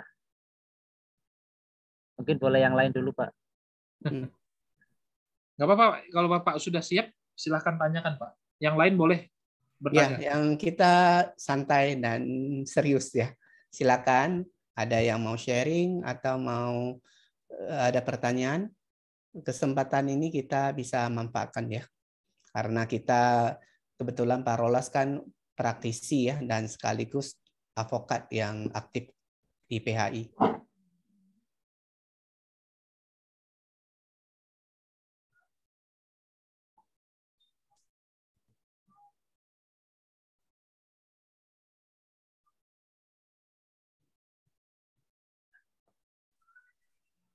Jadi Bapak Ibu sambil menunggu pertanyaan yang mau diberikan, Bapak Ibu jika diperhadapkan dalam menghadapi kasus PHI itu bisa maju sendiri ya, bisa maju sendiri. Yang penting basicnya atau dasar pengetahuan ataupun dasar-dasar hukumnya itu dipahami, dikuasai. Karena begini, seperti yang disampaikan oleh Pak Matius ya beberapa waktu yang lalu ya kemarin ya, itu ada karyawan itu bahkan ada yang pintar. Justru itu kita jangan sampai dikalahkan gitu loh. Dalam artian jangan pekerja itu lebih pintar dari kita. Usahakan memang kita di atas pekerja ya. Karena kita HRD, kita SDM, berarti memang harus bisa mampu menguasai yang berhubungan dengan HRD, SDM dan hubungan industrial. Contohnya tadi yang kasus saya tadi itu ya, contoh kasus tadi itu karyawannya itu pintar menurut saya. Ya. Mengenai SP juga digugat sampai ke PHI. Bayangkan ya. Nah, ketika gagal gugatan PHI-nya, dia bikin ulah. Disiplinnya rendah, ketika di PHK senang, dapat uang. Karena kebetulan masa kerjanya cukup lama ya. Itu dapat puluhan juta waktu itu. Nah, setelah dapat puluhan juta, udah dia pergi dari perusahaan. Karena konsekuensi pesangon kan itu. Karena disiplin, harus ada pemberian pesangon. Itu. Jadi pekerja juga memang pintar berhubungan dengan hubungan industrial. Makanya kita dengan adanya training-training seperti ini, ya banyak informasi-informasi yang tersajikan dengan baik gitu. Oke, Pak Rasa. Yang Pak, saya mau nanya. Silakan Pak. Ya. Ya. Saya mau nanya mengenai kalau saya baca kalau nggak salah di Undang-Undang Cipta Kerja baru Pak ya, kalau kesalahan mendesak itu ya Pak ya, kesalahan mendesak itu tidak perlu dipartit lagi ya Pak ya. Oh, jadi kalau tidak alasan melesak perlu dipartit ya. apa alasan melesak. Ya. Di snaker atau bagaimana? Ya. Jadi memang begini Pak. Itu Sekarang Pak yang ingin saya tanyakan. Apakah memang ya. Ya, baik. Ada lagi Pak? Itu aja Pak. Baik. Cukup, jadi Pak. Alasan mendesak ini kan sebenarnya sudah ada dulu Pak. Di dalam Undang-Undang 13 tahun 2003 itu sudah ada. Dulu namanya itu kesalahan berat ya. Pemutusan hubungan kerja karena kesalahan berat. Ya. Cuman di dalam undang-undang sekarang ini yang baru itu diubah sedikit dengan alasan mendesak. Dan dulu itu memang sempat ketentuan pasal itu dicabut oleh putusan MK sehingga tidak berlaku. Nah, tetapi oleh Undang-Undang Cipta Kerja itu diberlakukan. Jadi apabila ada pekerja melakukan kesalahan mendesak, pelanggaran kesalahan mendesak itu dan sudah diatur dalam PK, perjanjian kerja atau peraturan perusahaan atau perjanjian kerja bersama, maka bisa langsung dilakukan pemberitahuan PHK, Pak. Jadi langsung diberikan surat pemberitahuan PHK-nya kepada pekerja tersebut, dan pada saat itu juga apakah si pekerja itu menerima atau tidak, ya itu keputusan PHK-nya sudah efektif, Pak. Namun pertanyaannya adalah dari si pekerja akan mempermasalahkan, Pak. Nah, salah satu tahapan yang harus dilakukan oleh pekerja bipartit. Kalau di perusahaan sudah selesai bipartitnya, Pak. Tapi pekerja yang akan melakukan bipartit terhadap pekerja. Artinya apa? Artinya perusahaan bisa menerima permintaan bipartit itu, bisa saja tidak. Kalau misalnya mau menerima bipartit, ya tentu itu hanya memenuhi syarat saja bagi pekerja ini supaya nanti dari bipartit itu bisa ke mediasi. Meskipun keputusannya sudah tahu bahwa bisa saja perusahaan melaksanakan keputusan PHK-nya, bisa saja ada negosiasi lain atau tawar-menawar yang lain di situ. Ini bicara soal kompensasi, karena kalau alasan mendesak itu kan kompensasinya sedikit, Pak, hanya pergantian hak saja, plus sama uang pisah. Betul, kalau Pak. Uang pisahnya diatur dalam PP sisa cuti, ya betul. Ya, sisa cuti, Pak. Makanya karena sisa cuti itu kadang-kadang dia nggak dapat apa-apa karena habis cutinya gitu. Nah, jadi itu alasan mendesak, ya, itu keunikan alasan mendesak. Dan alasan mendesak ini tidak tergolong dari 10 jenis kesalahan aja, Pak. Kan di dalam PP 35 kan diatur 10 jenis kesalahan mendesak, ya. Tapi itu katanya misalnya.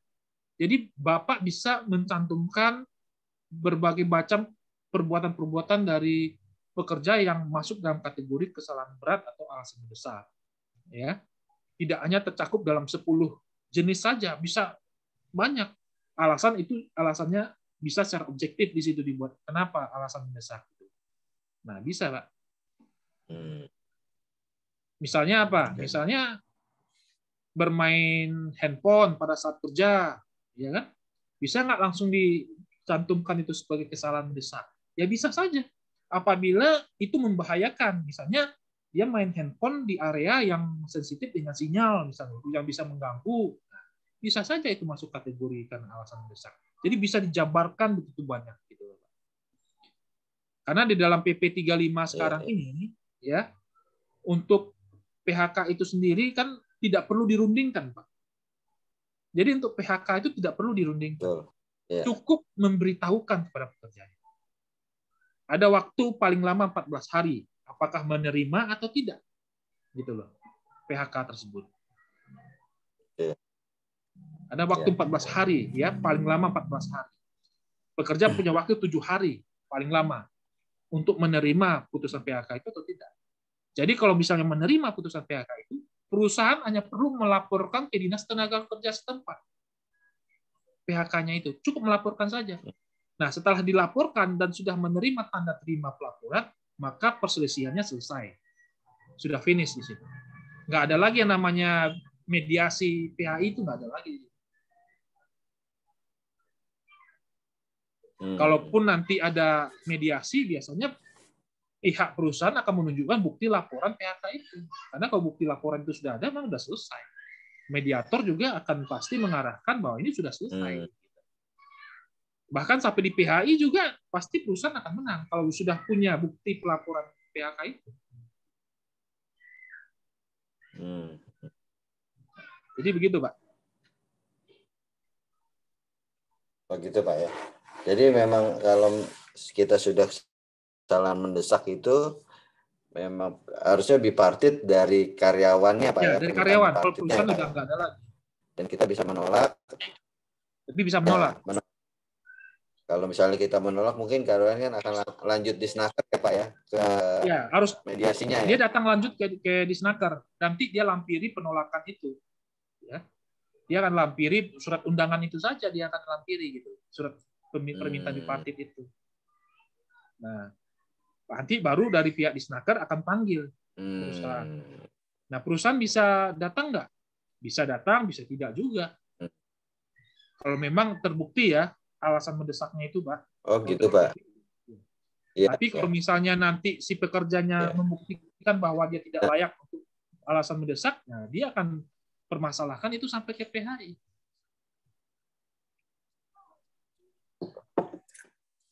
Begitu, Pak. Jadi di mediasi itu pun kita boleh datang, boleh tidak, Pak ya? Bisa ya, Pak. Kalau misalnya memang sudah tegas, sudah jelas, tidak ada pembicaraan lagi ya. Karena saya pernah pengalaman juga begitu, Pak. Perusahaannya nggak pernah datang, ya. Saya pernah mendampingi pekerja juga, ya perusahaan nggak pernah datang, ya sudah nggak ada masalah bagi kita. Yang penting sudah memenuhi syarat dan kemudian di mediasi juga nggak pernah datang, ya anjurannya tetap keluar. Nah, anjuran itu kan adalah salah satu syarat untuk mengajukan ke PHI. Barulah di PHI perusahaannya datang, Pak. Baru di PHI perusahaan datang. Itu juga akhirnya tetap juga salah kan perusahaannya. Tetapi kalau perusahaannya benar, ya kan, ya pasti punya bukti kuat. Saya Pak, PHK pelanggaran mendesak ini pernah juga, Pak. Oke, Pak. Waktu itu saya keluarkan surat PHK karena si pekerja ini waktu itu dia sudah bekerja di perusahaan kita, tapi dia kerja di perusahaan yang lain, Pak. Nah, itu kan nggak boleh. Nah, ketika kita temukan buktinya bahwa dia bekerja di perusahaan lain, sudah kita keluarkan surat PHK pada waktu itu, Pak. Kita panggil karyawannya, kita buat surat PHK, hari ini hubungan kerja putus. Wah, langsung kaget kan? Lah, ini gimana? Buktinya? Ini buktinya ada. Kamu bekerja di perusahaan lain. Sesuai dengan PKB, kita punya PKB, Pak. Sesuai PKB, yang juga double job itu masuk kategori pelanggaran berat. Udah, selesai. Wah, udah. Tapi pekerjaannya yang aktif. Minta perundingan bipartit, minta perundingan mediasi, gitu. Itu sampai PHI. Di PHI juga tindakan kita disahkan, Pak. Nggak dapat apa-apa, Pak, karyawannya. Hanya dapat uang pisah sama pergantian hak. Bayangkan tuh karyawannya itu kerja itu lumayan, Pak. Kerjanya sudah sejak tahun 2006. Kerja 2006 itu kalau dihitung kompensasinya lumayan. Tapi karena kesalahan itu, karena alasan mendesak pelanggaran dalam PKB, ya dia nggak dapat apa-apa, dapatnya sedikit. Jadi waktu itu kita nggak bipartit, Pak, langsung keluarkan surat PHK. Itu karena sudah fatal. Pelanggarannya sudah fatal sekali. Itu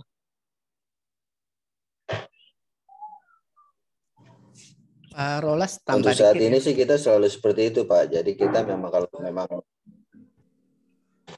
Pak Rolas minta tambah dikit ya. Jadi untuk pertanyaan dari Pak Hasro, jadi gini, kalau memang kita yang lakukan ya dari PT, istilahnya kita lakukan PHK karena alasan mendesak, saran saya bagusnya kita hadir ya, karena kan kita pasti punya bukti.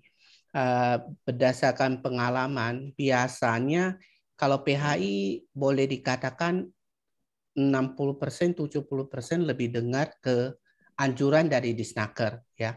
Jadi disitulah kita bisa kasih alasan. Kalau misalnya kita yang PHK dengan katakanlah alat bukti yang kuat segala macam, bagusnya kita hadir, kita bisa sampaikan ke pengawasnya.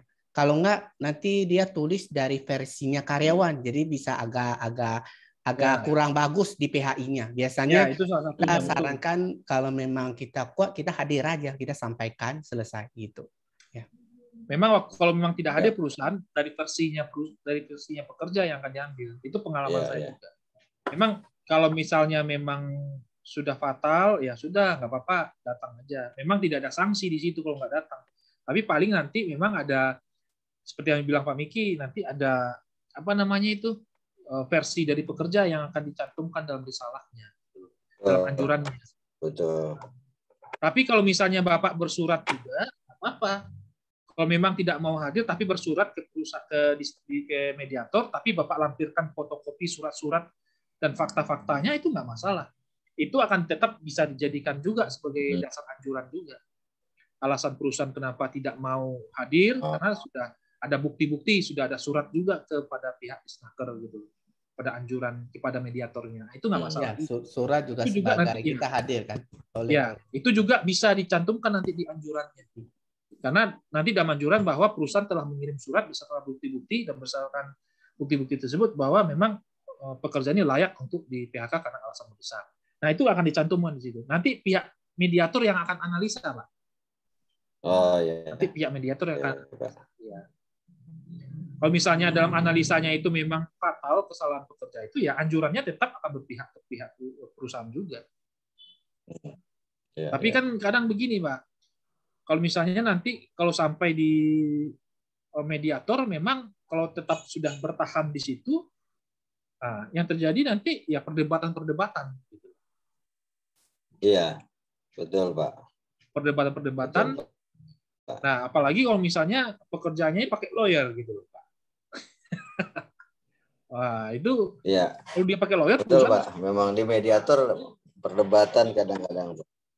Iya, di perdebatan, Pak. Perdebatan tuh kadang-kadang ya, apalagi kalau teman-temannya datang juga, gitu. Teman-temannya ikut nonton gitu loh. Nah, itu kan ada seperti tekanan ya. Saya pernah, Pak, waktu mediasi itu di luar di kaca itu para teman-temannya nonton gitu loh, nyaksiin kita sedang mediasi. Nah, jadi itu kan bawa pengaruh kan secara psikologis.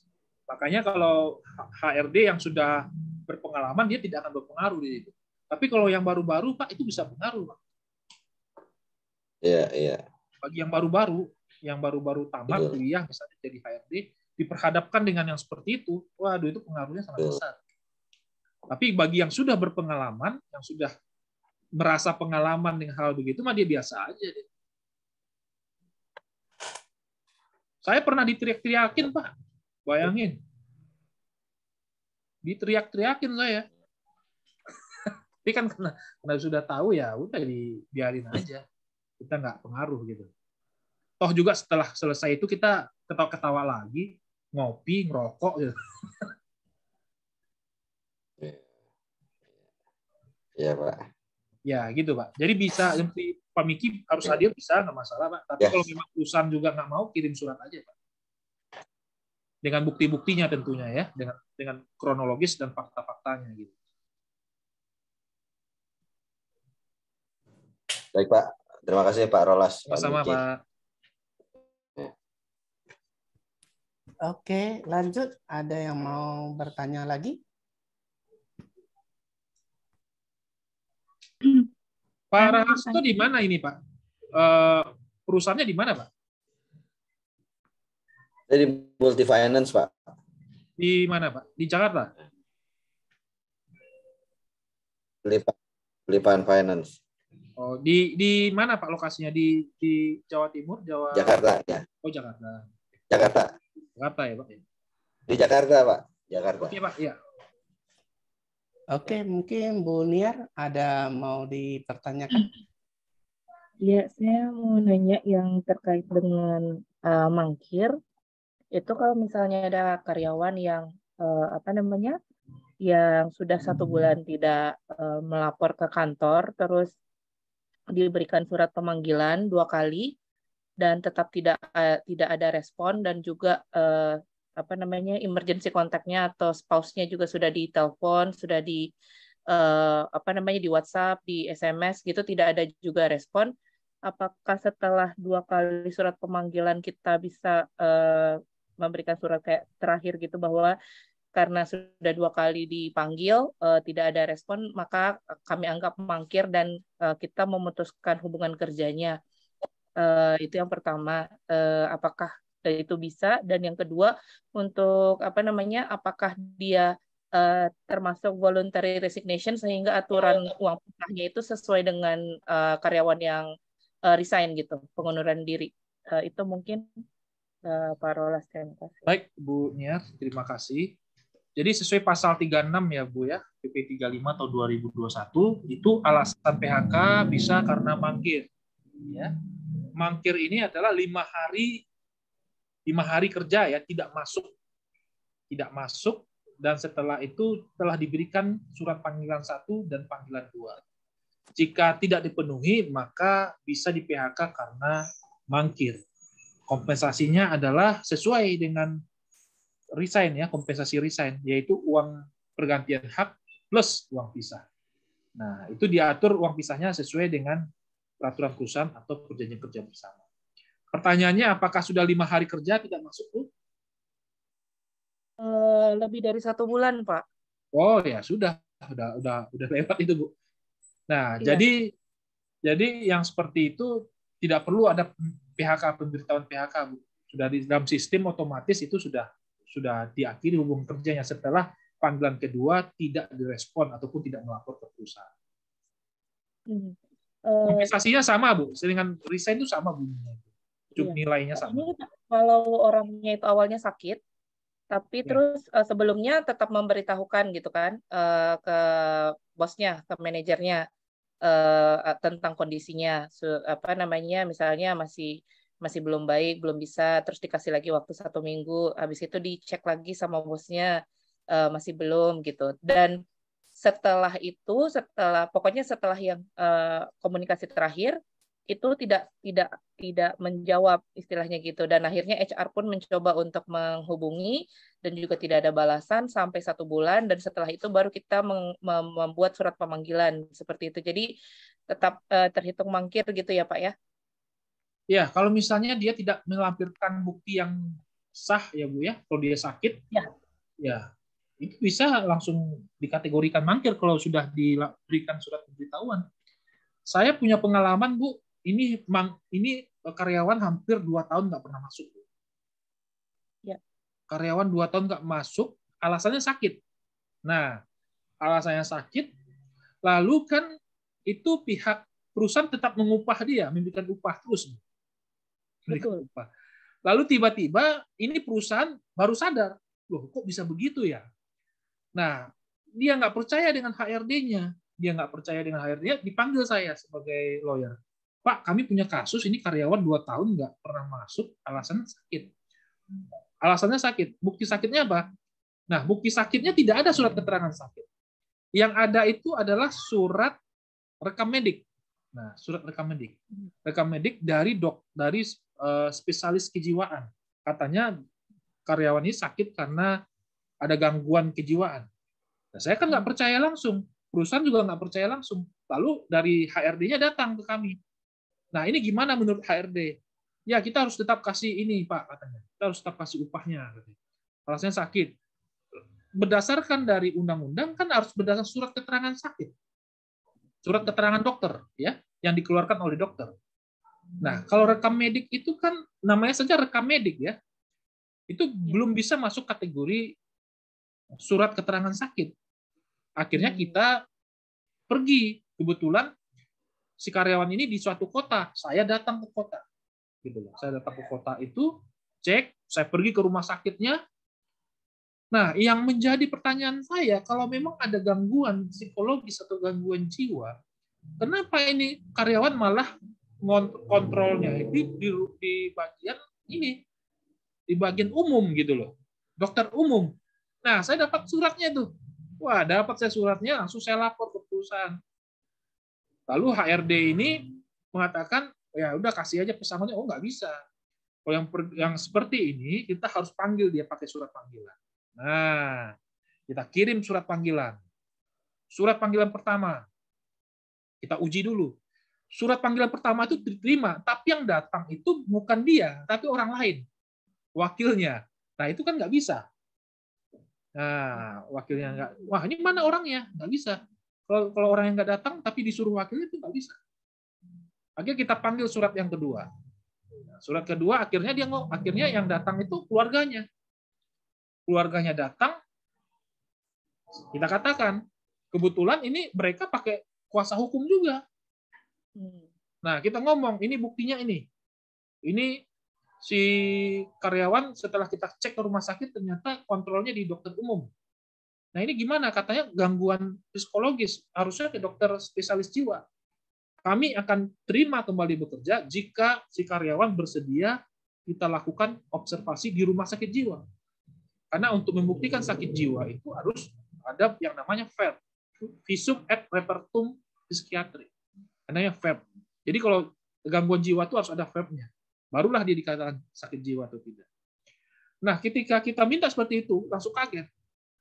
Akhirnya Ngeles akhirnya ya minta uang pisah. Minta uang pisah, minta uang, karena ini pasti orangnya nggak sakit, tapi perusahaan udah kebobolan di situ, udah gaji terus, dia nggak pernah masuk gitu. Dan akhirnya HRD-nya dimutasi, Bu. HRD-nya dimutasi. Kasihan juga sih, tapi ya mau gimana? Dimutasi karena ya dengan kasus itu kalau sempat dulu di PHK itu bisa 2 kali pesangon. Itu bisa ratusan juta. Kenapa? Karena masa kerjanya cukup lama. Akhirnya perusahaan ya terbantu ya. Dan dengan alasan itu akhirnya selesai. Kita buat PB-nya, kita kasih uang pisah. Jadi harus ada bukti akuratnya, Ibu.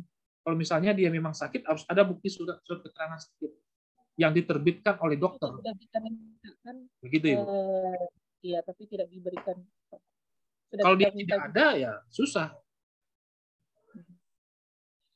Terus yang kedua, Pak Rolas, ya. ini terkait dengan demosi. Ya.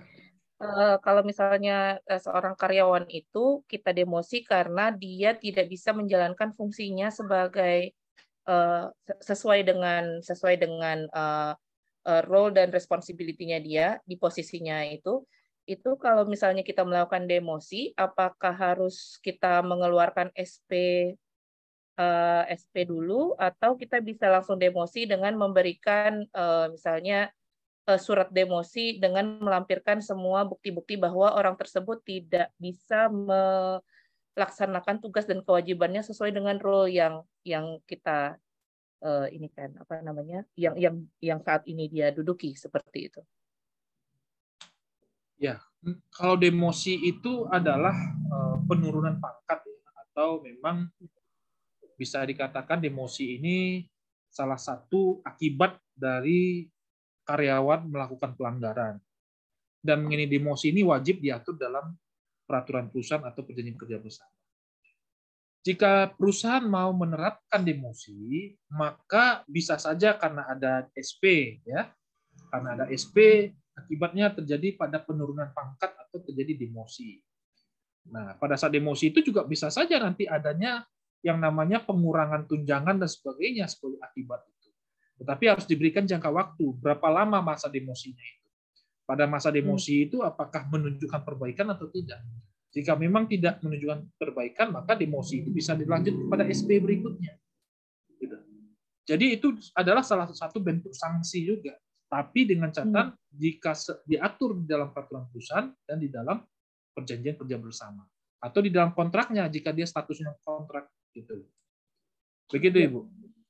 Kalau ada diatur tapi kan aturan demosi itu ini ya Pak, maksudnya general ya, tidak spesifik.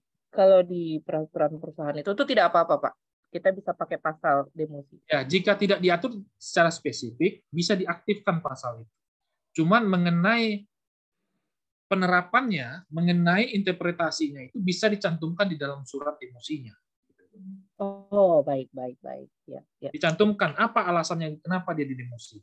Nah, cantumkan saja di situ sebagai penafsirannya atau interpretasi atas demosi yang bersifat umum itu. Begitu.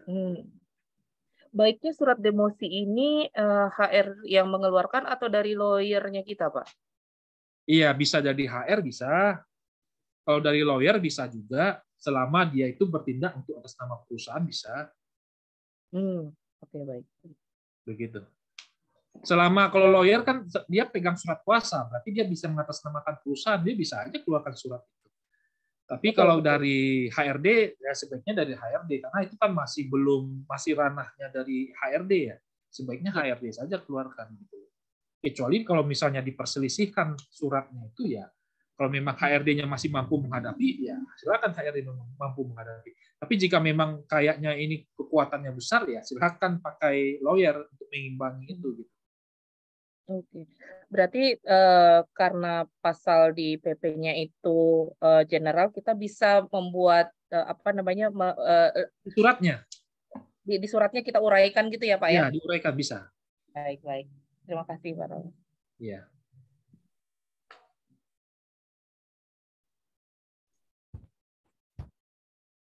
Oke, Pak Kosim, silahkan Pak. Tadi katanya mau bertanya.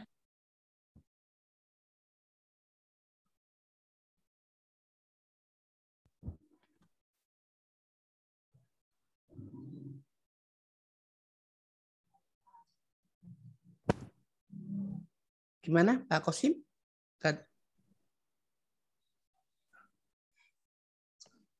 Bagi Bapak Ibu yang mau bertanya nanti bisa ya melalui Japri atau melalui WA bisa ya. Kalau mau menelepon nanti harus di WA dulu, bisa nelponnya jam berapa. Masih free kok Bu, nggak, masih gratis.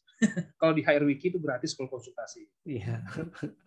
Oke, Kecuali, Pak Kosim, silakan. ya, Ini Pak, untuk PHK ini Pak, kalau di dalam PHK itu apakah memang di saat kita, seumpama ini kasusnya ini Pak, PKWT Pak lagi Pak, PKWT tersebut itu salah satu HR-nya tidak memberikan PKWT lanjutan, alasannya lupa. Dan karyawan tersebut ternyata di saat lupa, ternyata ada insiden. Setelah insiden, jadi dengan insiden tersebut secara PP kan wajib PHK. Dan apakah PHK itu mengacu pada karyawan sudah menjadi permanen atau bagaimana Pak? Silakan Pak. jadi ini lupa PKWT-nya ya Pak? Benar Pak, PKWT-nya lupa. Untuk PKWT, Udah habis PKWT-nya? PKWT sudah lewat. Dan masih kerja? Masih kerja. Ah, udah permanen itu Pak. Oh, baik, Pak. Udah permanen itu. Karena kalau sudah habis PKWT-nya, kemudian masih kerja dia tanpa ada perpanjangan atau pembaruan ataupun PKWT baru atau diangkat sebagai karyawan tetap, maka itu berlanjut hubungan kerjanya dengan lisan Pak jadinya. Hubungan kerja perjanjian lisan jadinya. Kalau perjanjian lisan itu sudah statusnya sudah permanen Pak. Baik Pak. Berarti tanggung jawab perusahaan untuk menerbitkan SK pengangkatannya itu Pak. Baik Pak. Kalau SK pengangkatannya nggak terbit, nanti ada sanksi paling sedikit 5 juta. Sesuai dengan Undang-Undang Cipta Kerja itu ada sanksi, Pak. Kalau misalnya SK karyawan tidak dibuat, Pak. Kalau yang hubungan kerjanya permanen tapi lupa bikin kontraknya atau bikin perjanjian kerja tetapnya gitu. Baik Pak. Gitu. Ya Pak. Terima kasih Pak. Sama-sama, Pak. Oke, masih ada? Kalau nggak ada mungkin Pak Rolas kita bisa closing statement ya. Nanti seperti teman-teman, seperti kata Pak Rolas, jadi nanti kalau ada pertanyaan kan di materi kan ada kontaknya ya Pak Rolas, jadi bisa WA dulu ya, atau mau lewat grup sementara juga bisa. Nanti kita akan sampaikan untuk dijawab sama Pak Rolas ya. Oke, Pak Rolas silakan closing statement. Baik.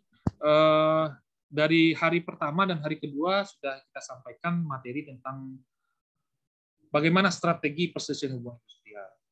Artinya seperti ini, selama kita konsisten ya melaksanakan apa yang diatur dalam Undang-Undang Cipta Kerja dan Peraturan Perusahaan atau PKB atau Perjanjian Kerja atau PP 35 tahun 2021, ya kita pasti dalam teknisnya tidak akan dirugikan ya. Pasti kita akan tetap mendapat keuntungan selama kita konsisten dalam melaksanakan peraturan di bidang ketenagakerjaan. Karena itu ya sebaik-baiknya perselisihan lebih baik selesaikan secara damai. Itu aja kuncinya. Selesaikan secara damai, selesaikan secara bipartit, kemudian buat perjanjian bersama. Karena itu lebih efisien. Hemat, tidak keluar biaya, ya paling keluarga biaya cuma beli materai aja kan. Nah, dan mengakhiri perselisihan yang terjadi. Tetapi kalau dikira-kira masalahnya agak berat, silahkan nanti diselesaikan prosesnya berjenjang ya, dari bipartit, mediasi, sampai ke PHI. Selama diatur dalam undang-undang perselisihannya itu, ya maka itu masuk ke dalam ranah PPHI. Tapi di luar dari undang-undang, maka nanti jatuhnya ke pidana umum ya, atau pidana umum atau perdata biasa. Kan ada juga itu yang pelanggaran-pelanggaran ya dari pekerja yang masuk dalam ranah-ranah pidana atau perusahaan ya punya masalah dengan pekerja terkait tidak harmonis, bisa menggunakan perselisihan di mekanisme PPHI. Jadi Bapak Ibu mungkin kalau ada kata-kata saya yang salah ya, ucapan-ucapan saya yang salah, saya mau dimaafkan. Nanti materinya tadi itu ada sedikit yang tipu, nanti saya perbaiki. Pak, ini materi udah di-share ya Pak? Udah, Pak. Oh, udah di-share. Ya udah, nanti saya akan kirim share ulang ke Pak Miki Iya, yang nanti tadi ada kita akan tikus. kirim ulang. Ya. Tapi memang tidak banyak, sedikit ada tipunya tadi. Itu yang bisa saya sampaikan. Terima kasih kepada teman-teman dan Pak Miki atas waktu yang sudah diberikan dalam sesi hari kedua ini mengenai teknis penyelesaian ataupun strategi penyelesaian perselisihan hukum industrial. Itu saja, Pak. Terima kasih. Oke, ya, terima kasih Pak Rolas dan terima kasih teman-teman semua ya.